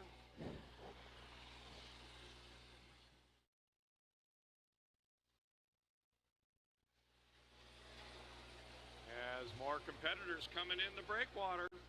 I hope you guys are enjoying the footage on that Jumbotron. It sure is quiet out in front of here. That's boat 687, Yeah, 687. Brian Samaniego. Yeah, senior men. Ryan Sharman, Larry Gephardt. That Apache's been over and back a few times. Oh, yeah, and Paul Sharman. Look at that shot coming in the breakwater. Always nice when you're coming back and you see that flashing light at the Queen's Gate go. Oh, thank God. It's almost over. Almost. And then your stomach falls out because you look ahead and see the Thumbs ferry cutting across. Yeah, you're going, no. You gotta be kidding me. Every time. Notoriously does that to us.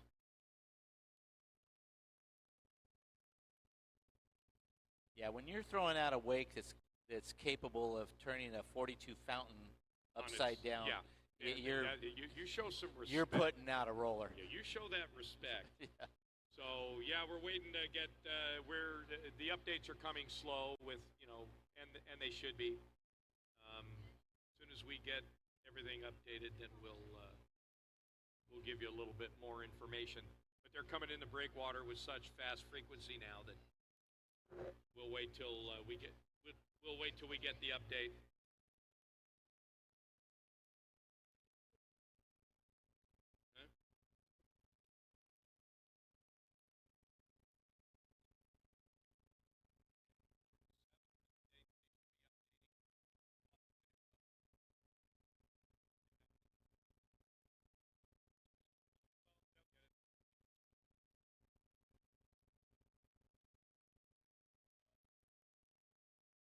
What?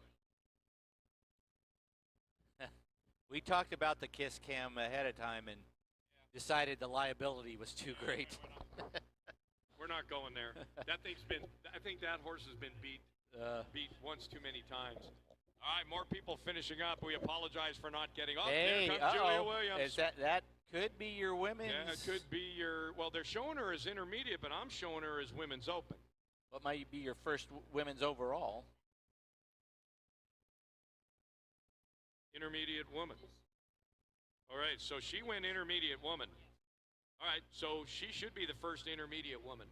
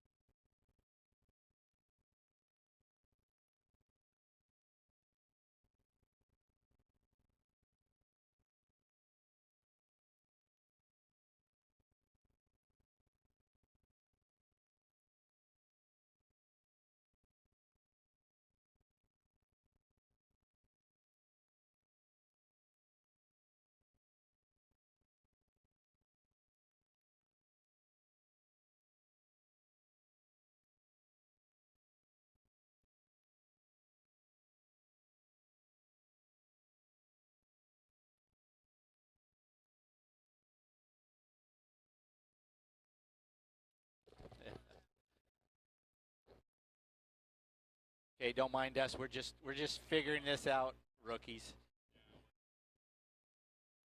We're just rookies. All right. So Julia Williams finishing up. Women's Open. I believe that's your That might be the overall first place winner.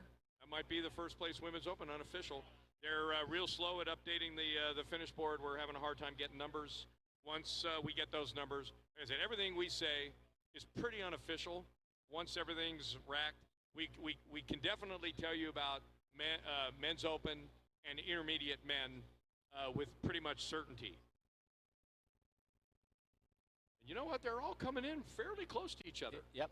You know, we're not having Saw a Race bunch, in Normanton coming in. We're not about having 99. a bunch of big lulls. Is there another one of these? Yeah, there should have been. Should have been one. One disappeared. Okay. Okay. Yep. There's Julia Williams just settling in.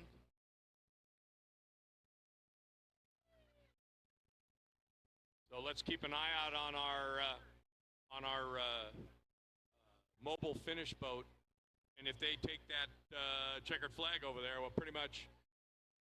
Yeah, this is all on keying on Rick Lemon and his crew. Rick Lemon's just kind of sitting there. They got to pick up the skier. They're not going to get in the middle way of the at road. all. They're not going to get in the way.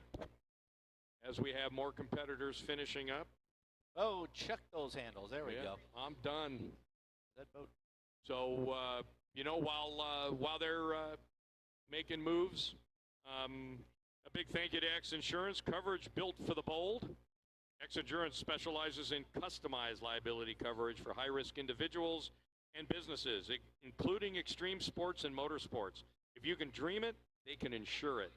Thanks to X Insurance for having our back today. Yeah, they did. You know, and a big thank you to Parker Oil. Well, I'll tell you, driven by performance, backed by tradition, from lubricants to race fuels, Parker Oil Products keeps engines roaring and racers rolling. Grateful for their continued support of motorsports excellent. And, of course, Rick Fiscardo was the founder and president of Parker Oil and the long-time announcer here at the Catalina Water Ski Race. Mr. And, Catalina. Mr. Catalina, Ski Race, the mouth of the South, and I know he's looking down at us, The smiling birthday today. king. He's smiling. Yeah, he is. You bet. That's awesome. Well, you can see Wayne Moore, they've been talking to people, they're slowly making their way to Victory Dock. So, coming around the bend, hey, here comes Lee Squire, the Masters. Garen Wilter, Charlie Ward, and Dak Pasqua. Yeah, that is the typical, that is a Lee Squire stance there. There is no doubt. Can't miss it. That's right. Seal Methods Incorporated. Thanks for the tab there. Cal Truck Tester for the screen. Wow, look at that. That drone is right there. Yeah, it is. Surprised that drone can go that fast. Right. And what's so great about that, you're seeing how hard he's still working. Yeah. This baby ain't over yet. No. He's Well, still, no, he's it's still not working hard and It's skiing not hard. over till you let him go at the finish line. That's right. It's just not there. Well, it's starting to clear out. That overcast is.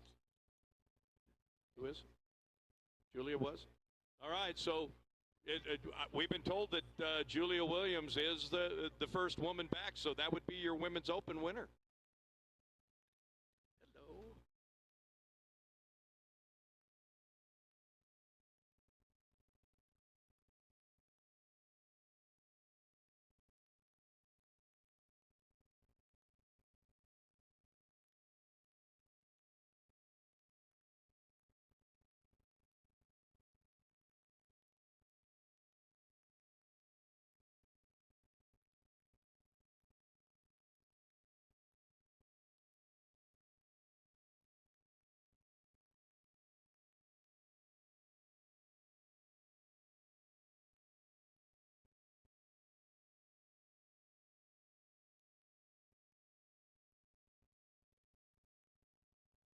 All right, ladies and gentlemen, it took them a few minutes to get here. I think they went for a swim.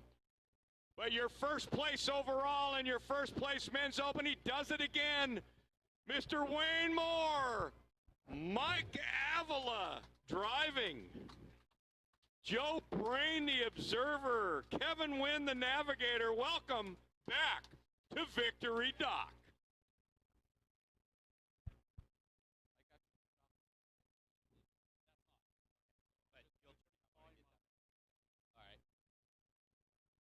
All right, you're going down? All right, Randy's going to head down to Victory Dock and get some great interviews while we still have competitors finishing up.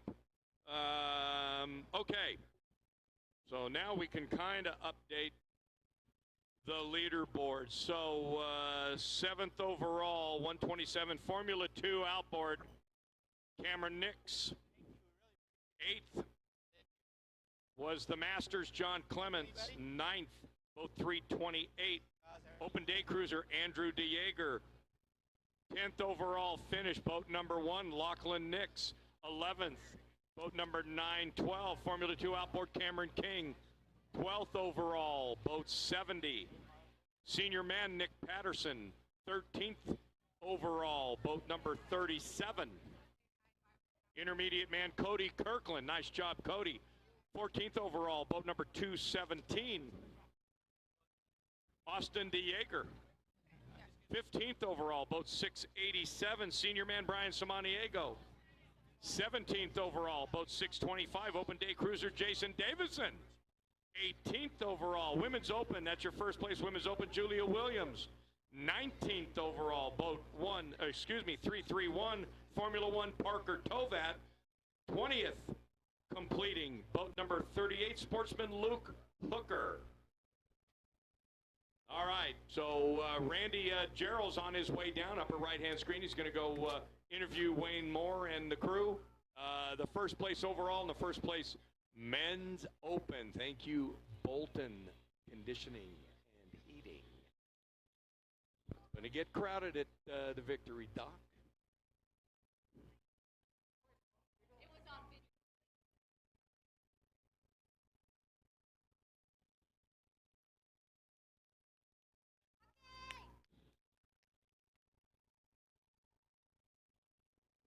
All right, Sandy, I'm down here on the Victory Dock with our overall champion, Mr. Wayne Moore from Australia. Wayne, congratulations.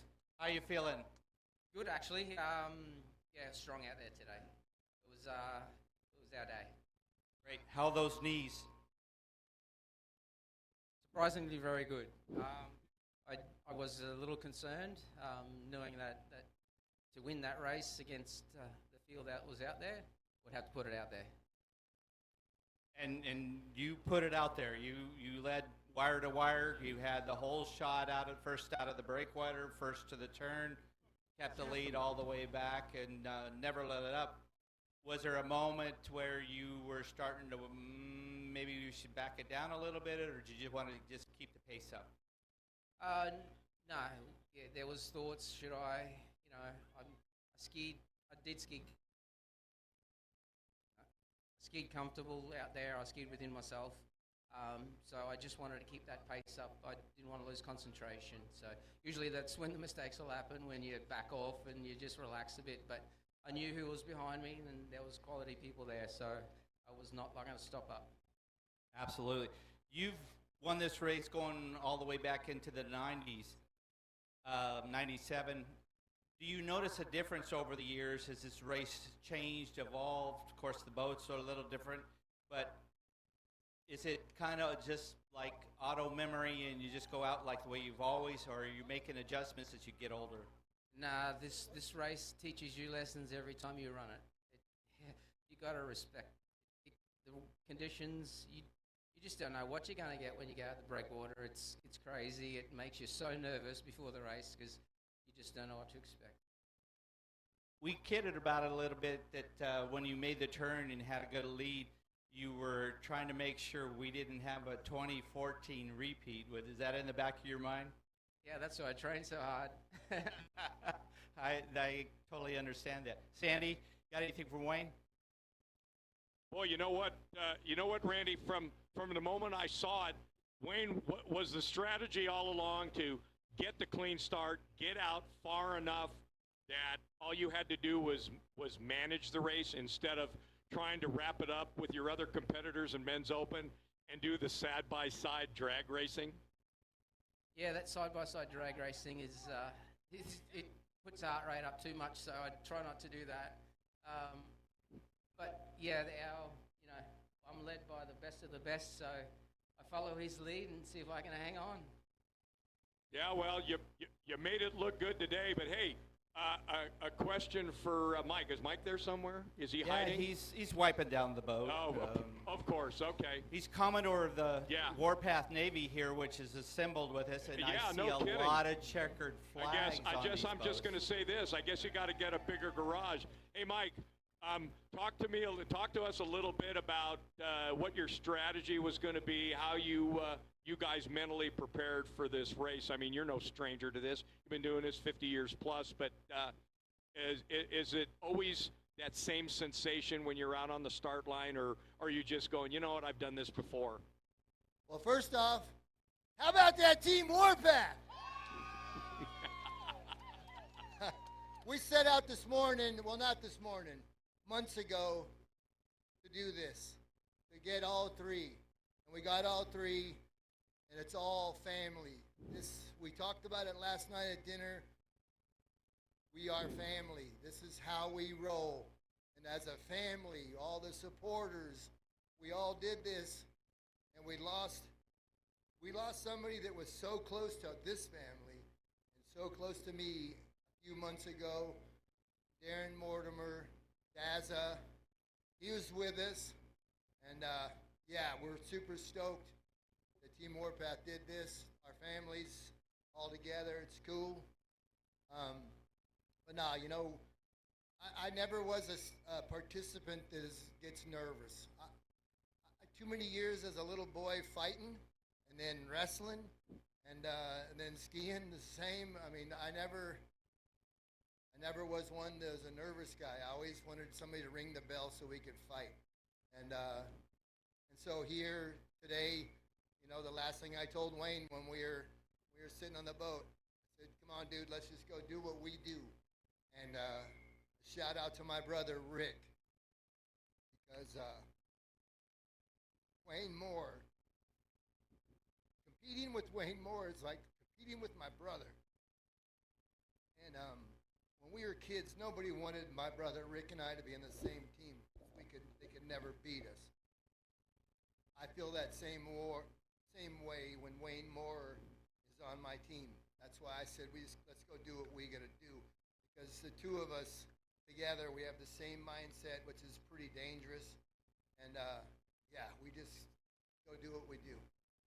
All right, well, Mike, congratulations to you, Wayne, and the entire team for putting together a great win today. Ladies and gentlemen, Men's Open winner, Wayne Moore. Mike Avila, his longtime driver, Joe Brain and Kevin Wynn. Well done. Randy, I'll send it back out to you. Joe, wait. Joe, Wayne's observer. I need a chat with Mr. Brain here. So what's it like to be on the other end of the rope? What's it like to be on the other end of the rope? A lot less stressful, absolutely. But it was just to ski or to observe for Wayne and ride with Mike. It was an honor, a huge honor, and I took it very seriously. And we practiced hard, we had fun, and we came out and we did what we said we were going to do, and it turned out the way we wanted. You're done.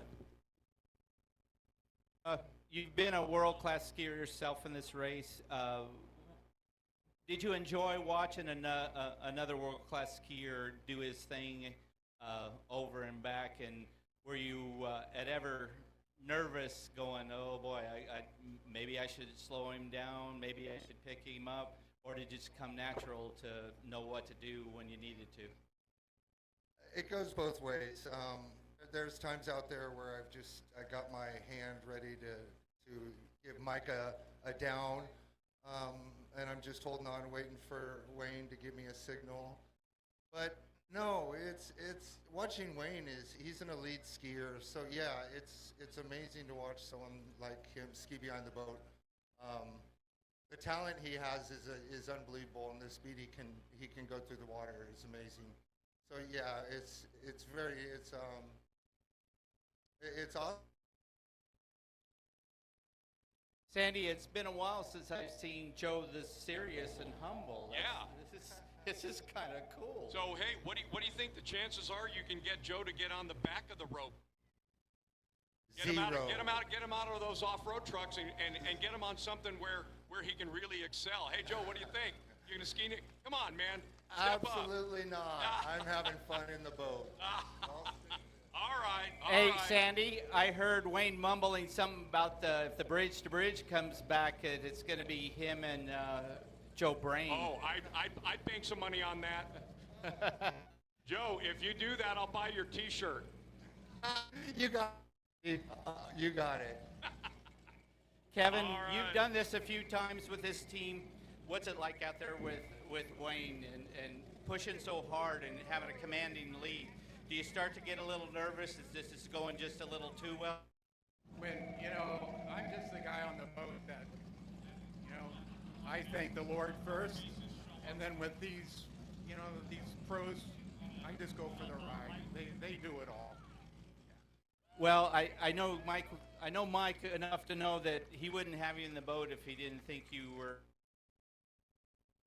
bringing something to the team. So obviously you're doing something, and maybe the voice of reason in the boat sometimes. So I think you've accomplished that pretty well. I'll take that badge. Yeah, because these are all Hall of Famer guys, and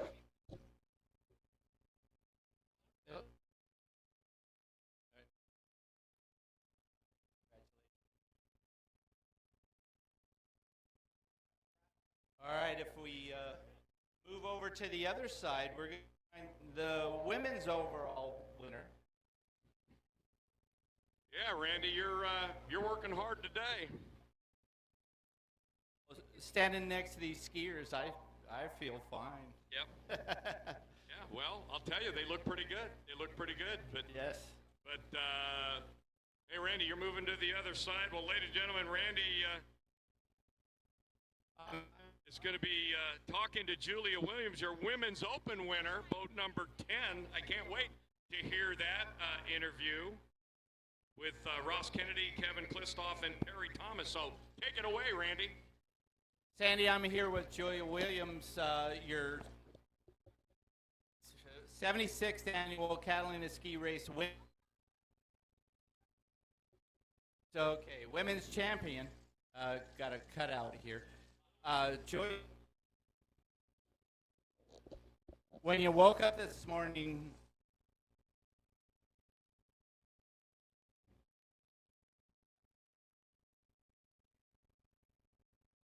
there? Are we there? Okay, there we go. When you woke up this morning, did you picture yourself standing here on the victory dock?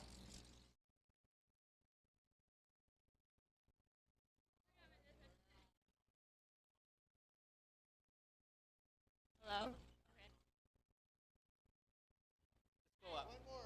Sandy, we're going to head to you. All right, obviously the microphone is shy, so why don't you just bring the team up here? We'll interview them up here. Julia looks like she's walking just fine, so after that 62 miles. So while you're walking up here, let's update. We were at 20th to complete, 21st finishing 277X. That is Women's Open Sofia Rivera. 22nd to complete the race, 797 is the Masters Lee Squire.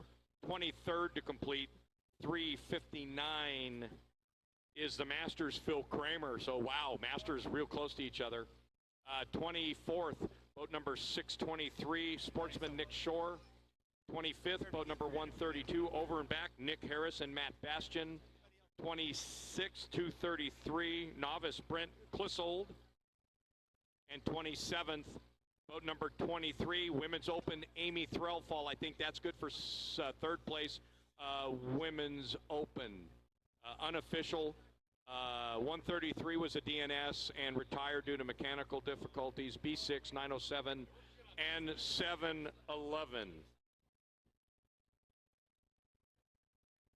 All right. Well, look who's here. Haven't seen you for a while. Randy, take it away. Sandy, we're here with the women's overall winner for the 76th annual Catalina Ski Race. Julia, when you woke up this morning, did you picture yourself on the victory dock?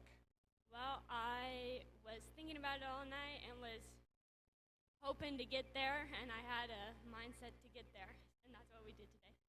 I like that. A little confidence there. Yeah. Not cocky, but confident. Yeah.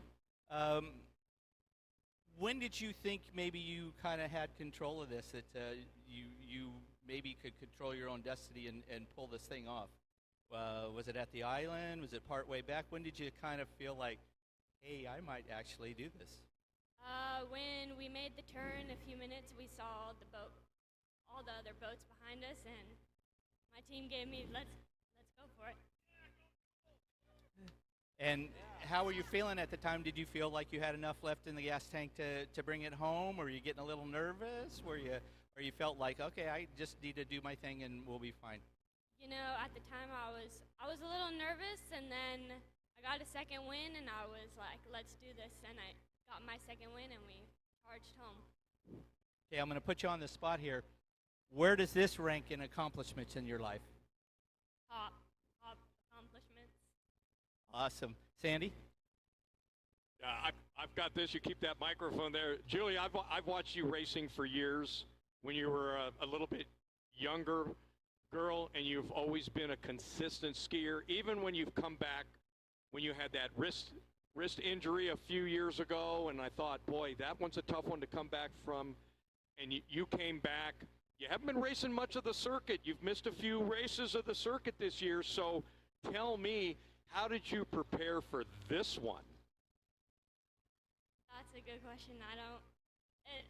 I've been just going to the gym. I mean, it's been hard for me to get out here and ski, but I have a great team, and I trust them. And my team have Perry Thompson, Ross Kennedy, and my boyfriend. You put your boyfriend in the boat? We need to talk afterwards. That's okay. trust. Now that's trust. Yeah. Okay. Ross, you've done this race once or twice. How did it feel getting Julia out of here nice and clean and making a nice start to the race and getting her out to the turn in good shape? We had a great start. Last year, both motors shut off at the start, so we were way in the back. As soon as we did the turn and we saw the other boats, I cried all the way back. I knew we were going to do it. She looked like a rock. So now I know why you have the boyfriend. Somebody has to man up and keep their cool. I get it now.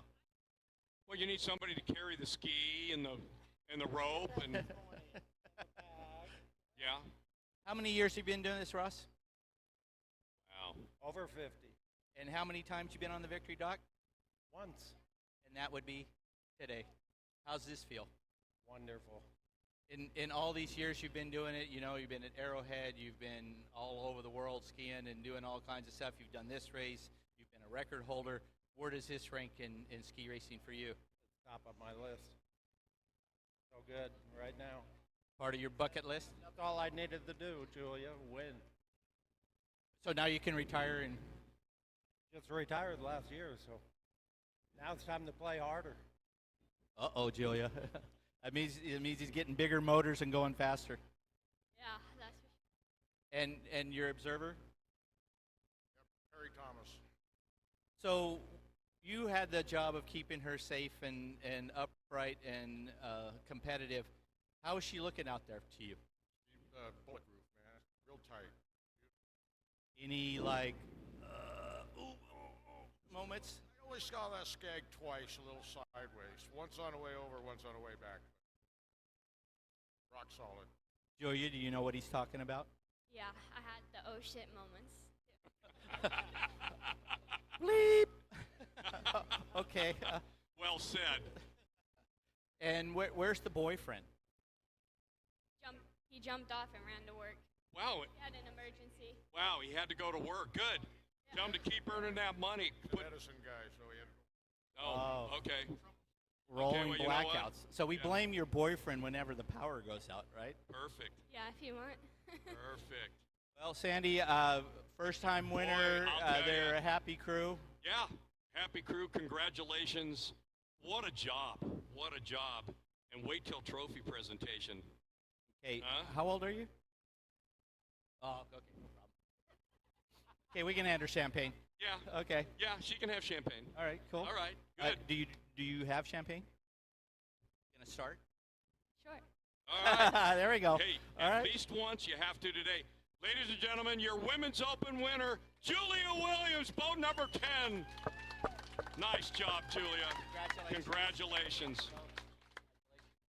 And don't forget, as we still have competitors finishing up, trophy presentation this afternoon at the Big Tent, where we're going to honor our champions, and we have 5 Hall of Fame inductees in the Catalina Ski Race Hall of Fame that are getting inducted this afternoon. This is just the beginning, ladies and gentlemen. We've got lots of fun stuff to do. It's all day long.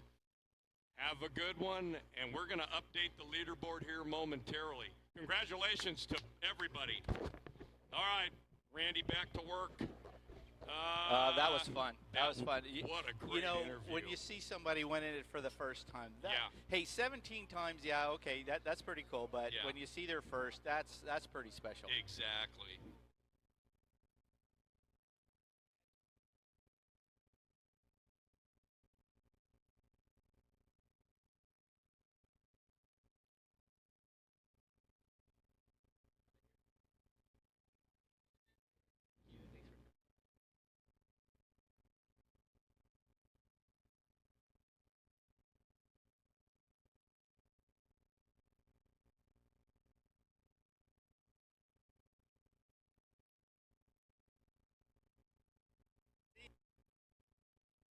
All right, let's update the finishing board. We think we stopped at,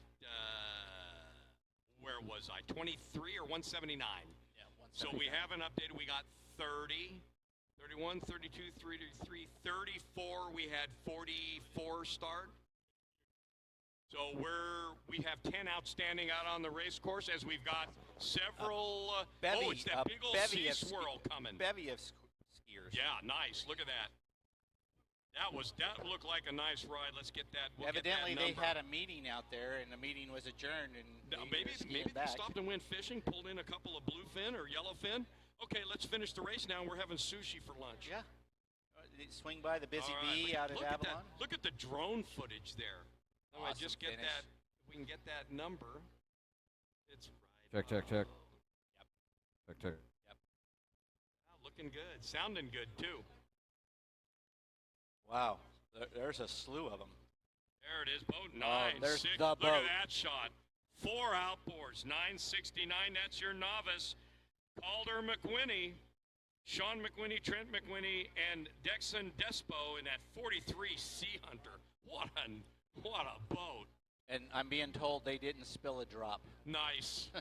Nice.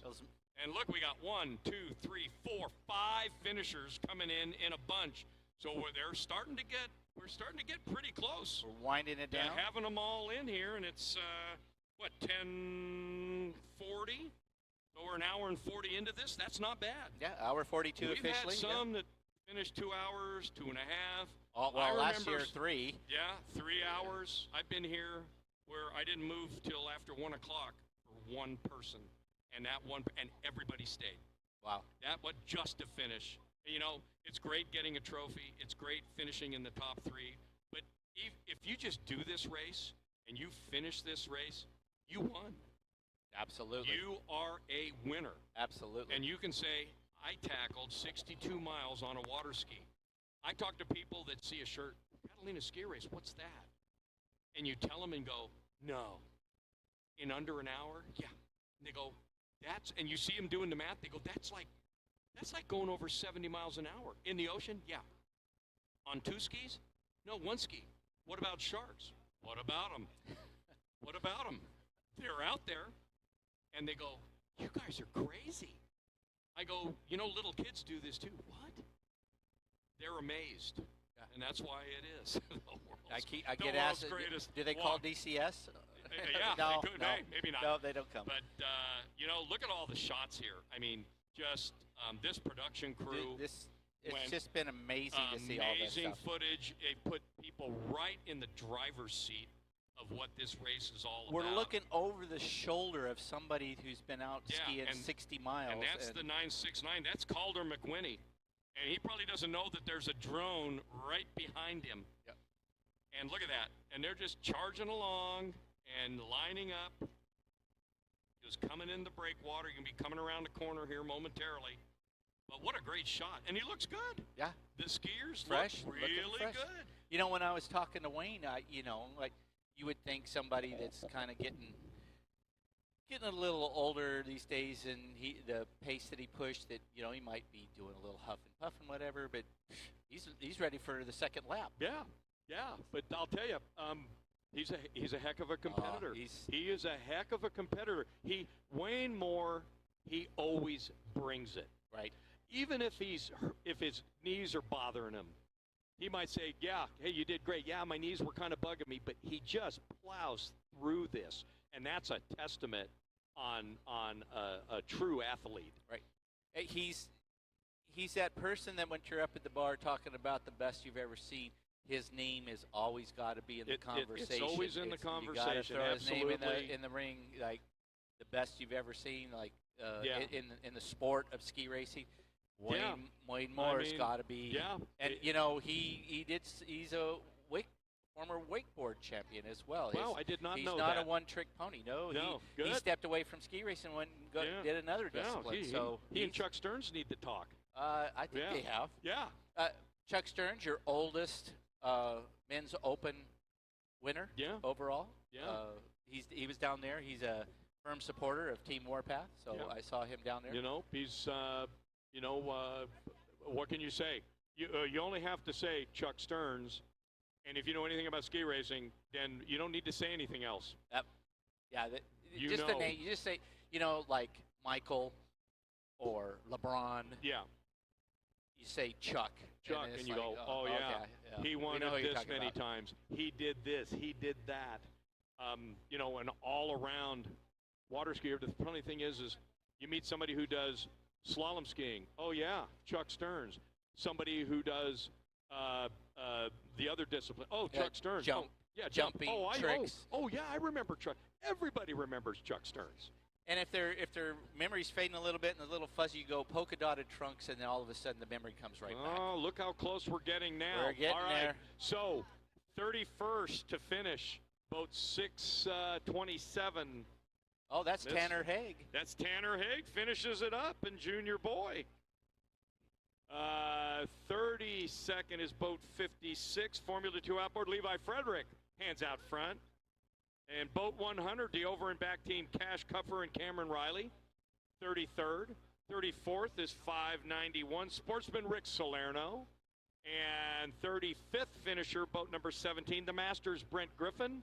So I think we're only missing boat 77, 12, and P6. Yeah, we're missing 3 boats, 12, P6, and boat 77. Those were the 38th, 39th, and 40th boats to come around the island. So we got 3 out on the course, and I think we'll be good, Randy Gerald. But I'll tell you, what a great morning. What a great morning. You know, everybody wants to be that first place finisher, but boy, I tell you, everybody gave it their all. And when you give it your all like this, you hold your head up high. You're a winner. Absolutely. You come back to race another day. Just amazing. The footage, just incredible. The Jumbotron. It's the quietest I've ever seen it on the front boardwalk. Where is everybody? They're over at the Jumbotron. And, you know, when I was down there for the men's overall and we see all the Warpath, all the Warpath machines all gathered up there. I'll tell you. Man, that is a happy group. What do they call that? The hat trick? Yeah, it was is. that 3. the hat trick? That's a hat trick. Was They that should the be hat throwing trick? hats at trophies. Was that the hat trick of water ski racing? Absolutely. 3 first places for 3 Warpath boats? Absolutely. Yeah. This would be the time if the Long Beach Boat and Ski Club was on their game to hit up for a big sponsorship for next year. Yeah. Yeah, maybe about, I don't know, 5 o'clock or so, maybe you walk up to Mike and said, hey, how about a big fat check? Yeah, what do you think about that? Yeah, what do you want? Remember back in the day when they used to have the Manufacturers Cup? Yes. You know, Yeah. back in the day at Catalina Ski Race. Oh, look, we got guys coming back still. Is that guy? Yeah, look. We Wow. got skiers Here they coming back. come. I see, too. Look at how clear the island is. You think you could touch it. There's boat number 12. Wow, that's your team that this is their first race ever. Very Jill nice. Palinov and Taylor Jones and the Gottfredson trio. These are the ones we talked to last night. He goes, Yeah. I've always been a spectator, and we wanted to do it.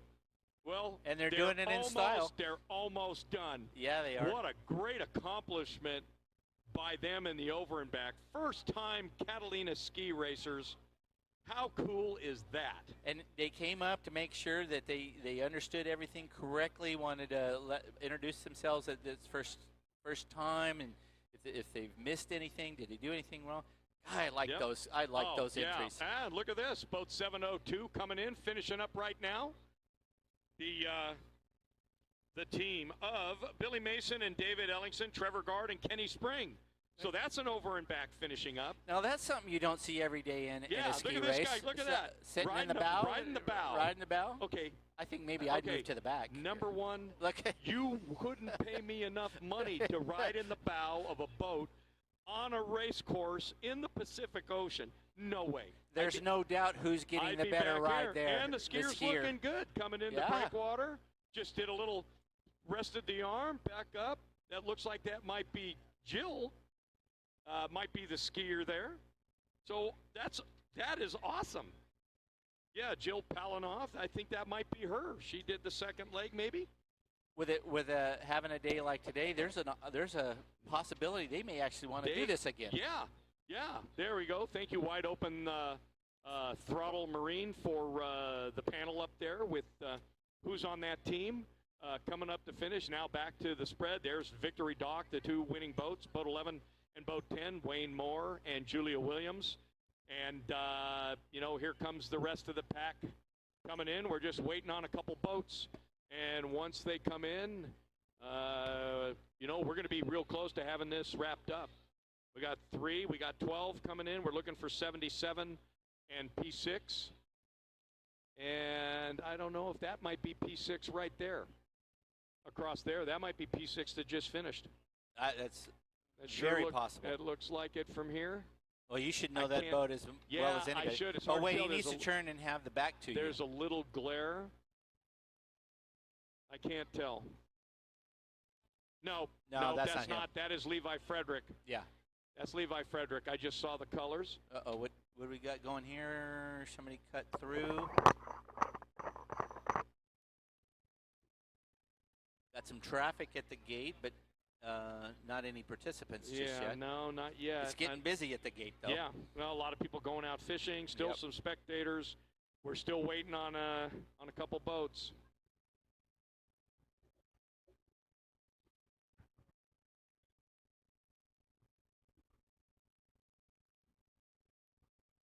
And I'm happy to report that I was able to go to the start, get them all started and back, and not get your wife seasick.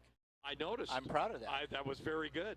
I got your talked to back. her. She goes, I'm how working was it? hard. She goes, how'd you like those flares? I go, oh, they put you to work. She shot one of those. She goes, pretty good looking flare out there. I go, yeah, I guess. Yeah. I know. It was great. She did a great job. It was great. It was textbook good. I did put a little pressure on her. I told her Randy and Sandy Davis would not be very appreciative if she lit the boat on fire. Up. And she did an amazing job. Didn't do it. Awesome. Good. Yeah, she they had all a started. ball. She had a good Didn't time. hit anybody. Good. We're good. That's good. No. Hey, when you were going out there in the footage, I could hear you like you were sitting next to me. That's awesome. It was great. All right. So here we go. That's our.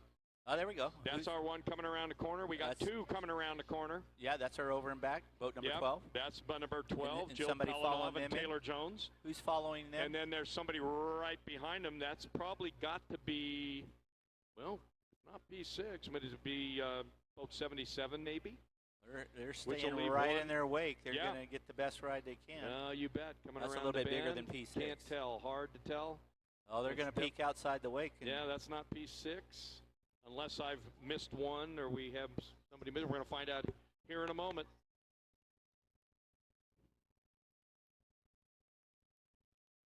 That might be boat 277. Okay, 277. Wow. Yeah, because we have a 277X. And yeah, 277 is Jim Johnson, the Masters. So that'd be in a 38th So we're still place missing. Wow. So 277. Yeah, he was last around. Yeah, we're missing 77 and P6 still. Okay. Well, another one's that's probably.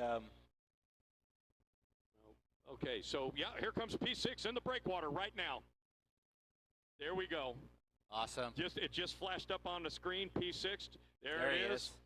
Flying that Stars and Stripes. Vern Gus, the legend boat. That boat's run 50 years worth. 54 years. It's been around for a long time, and you're going to finish again. All right, so boat 12 finish it up.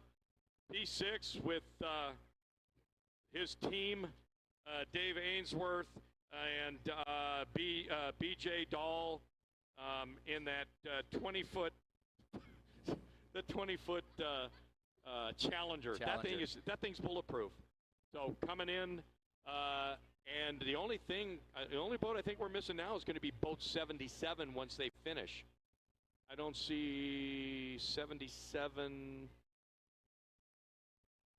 So 702, you'll have 12. 12 will be coming through, and then P6. 77 was 40th to the island. 277 is finishing. That'll leave 77 outstanding, I believe.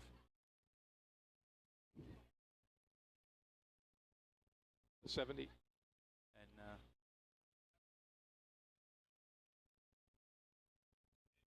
And that's Ron Squire behind boat 77.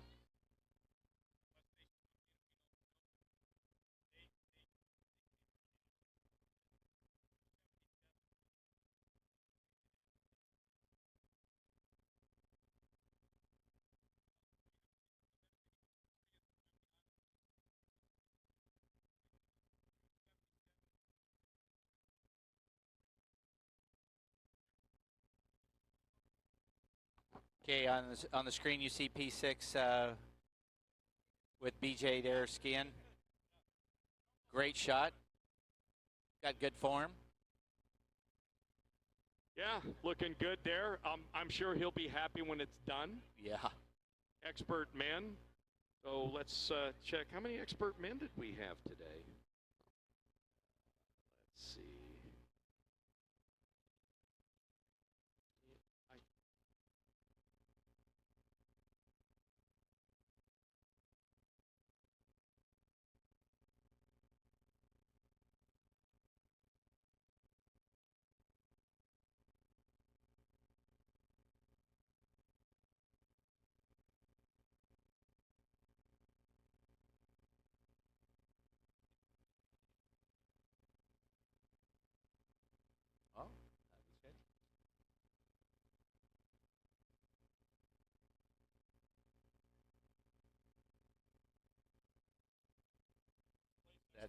that settles that.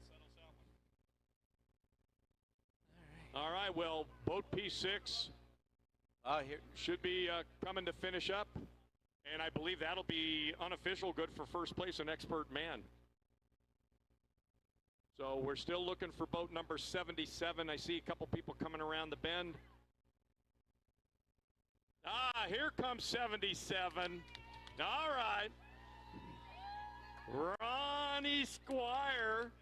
He's coming in, and now P6, BJ Dahl with Vern Gust and Dave Ainsworth, their expert man, coming around the bend. They're lining up for the straightaway, and they're going to be picking up a checkered flag in our last but not least boat. Guy hasn't been he's done 2 ski races, one at the river, and now Catalina, and he's going to finish. And that's a heck of an accomplishment for somebody who doesn't race. But I got a feeling he's been bitten by the bug. Mom's not happy at all. Darn near ripped my shoulder off when we announced his name. So he'll be coming in the breakwater. There's P6 finishing up. We got one boat left, and we're done. And then don't forget, this afternoon, I believe around 4 o'clock, trophy presentation at the Big Tent, Hall of Fame presentation. We've got a concert. We've got flaming fire girl. We've got all sorts of stuff. Not to mention we're here in Long Beach. It's a beautiful day. Weather going to be 75, 78 here at the Maya Hotel. What can I say? What can I say? All that for the price of admission. It's just, and you know what? You can't make this stuff up.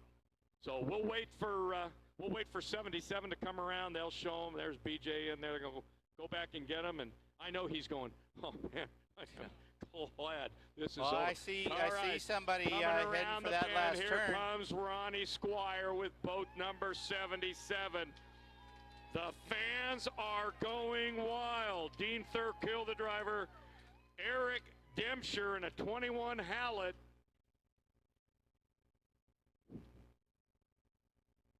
What does Grandpa think about that? I think Ron's pretty happy. He's looking at, they're coming around. They're lining up for the straightaway. All right. It's a beautiful thing. It's a beautiful thing. Look at that. That'll be your last but not least. Did the 62 miles to Long Beach to Catalina and back. Man. Or I used to say, man, oh man. Well, I thought you would say man, oh Manischewitz. Well, no, I wasn't going to do that. Well, I had ham this morning, so I can't really. Oh, okay. All right, crossing over the finish line. Novice Ronnie Squire, Dean Thurkill, Eric Dempscher. Ladies and gentlemen, I believe we're going to double check to make sure that everybody has finished. And I'm waiting for P6. Oh, yeah, B6 there. You got P6. You got both 77. And are we good? Everybody is accounted for, ladies and gentlemen. Everybody's back safe. Wow. Well, there's only just a few things to say, Randy. Any last words before we shut this down and let everybody party, have lunch, and we get ready for what's going to be a great trophy presentation?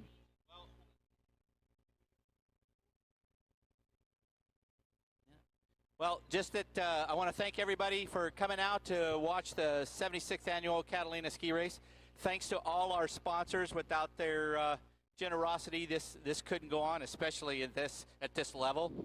I want to thank that amazing production crew and our sound people for just doing a wow job. This was a first-class, top-shelf deal. Amazing. I feel like ESPN should be calling us soon. You bet. And you know what? Big thank you to Jeff Barris as well. Jeff Barris and his crew, just tirelessly amazing. On this, and I think you set the bar. They set the bar pretty darn high. Yep. I was wondering if we could ever outdo the Jumbotron days that Jeff put together back in the early 2000s. I think he's done it. I think he's set the new record on where, like you said, where the bar needs to be now. Now he's spoiled. Yeah, exactly. And again, thanks to Randy and Sandy Davis for giving us the loaner of the 53 Scout, a beautiful boat. I want to thank all the members of the Long Beach Boat and Ski Club for putting this awesome event on. For those of you around the world, it's a small club with a small band of volunteers, and they're putting on the most premier ski racing event. Not to take anything away from the Diamond Race or the Bridge to Bridge or the Southern 80 or any of the others, but this is the granddaddy of them all right here, and it's nice that they all stepped up and did their job. You were great as always. I really appreciate it. Yeah, Randy, always. That's why you're in the Hall of Fame. Yeah, thank you. Always great working with you. Congratulations to all the winners, all the participants. You did the race. You finished the race. You're winners in our book. So, on behalf of Randy Gerald, the Long Beach Boat and Ski Club, 4 o'clock trophy presentation, I'm Sandy Schwartz, the Sandman, and we're going to call it for the 76th annual Catalina Ski Race. Make sure you mark your calendars. In a few weeks, you're going to find out when the 77th Catalina Ski Race is. So you know what, ladies and gentlemen, so long from Long Beach. Bye-bye, everybody. Have a great morning or a great evening around the world.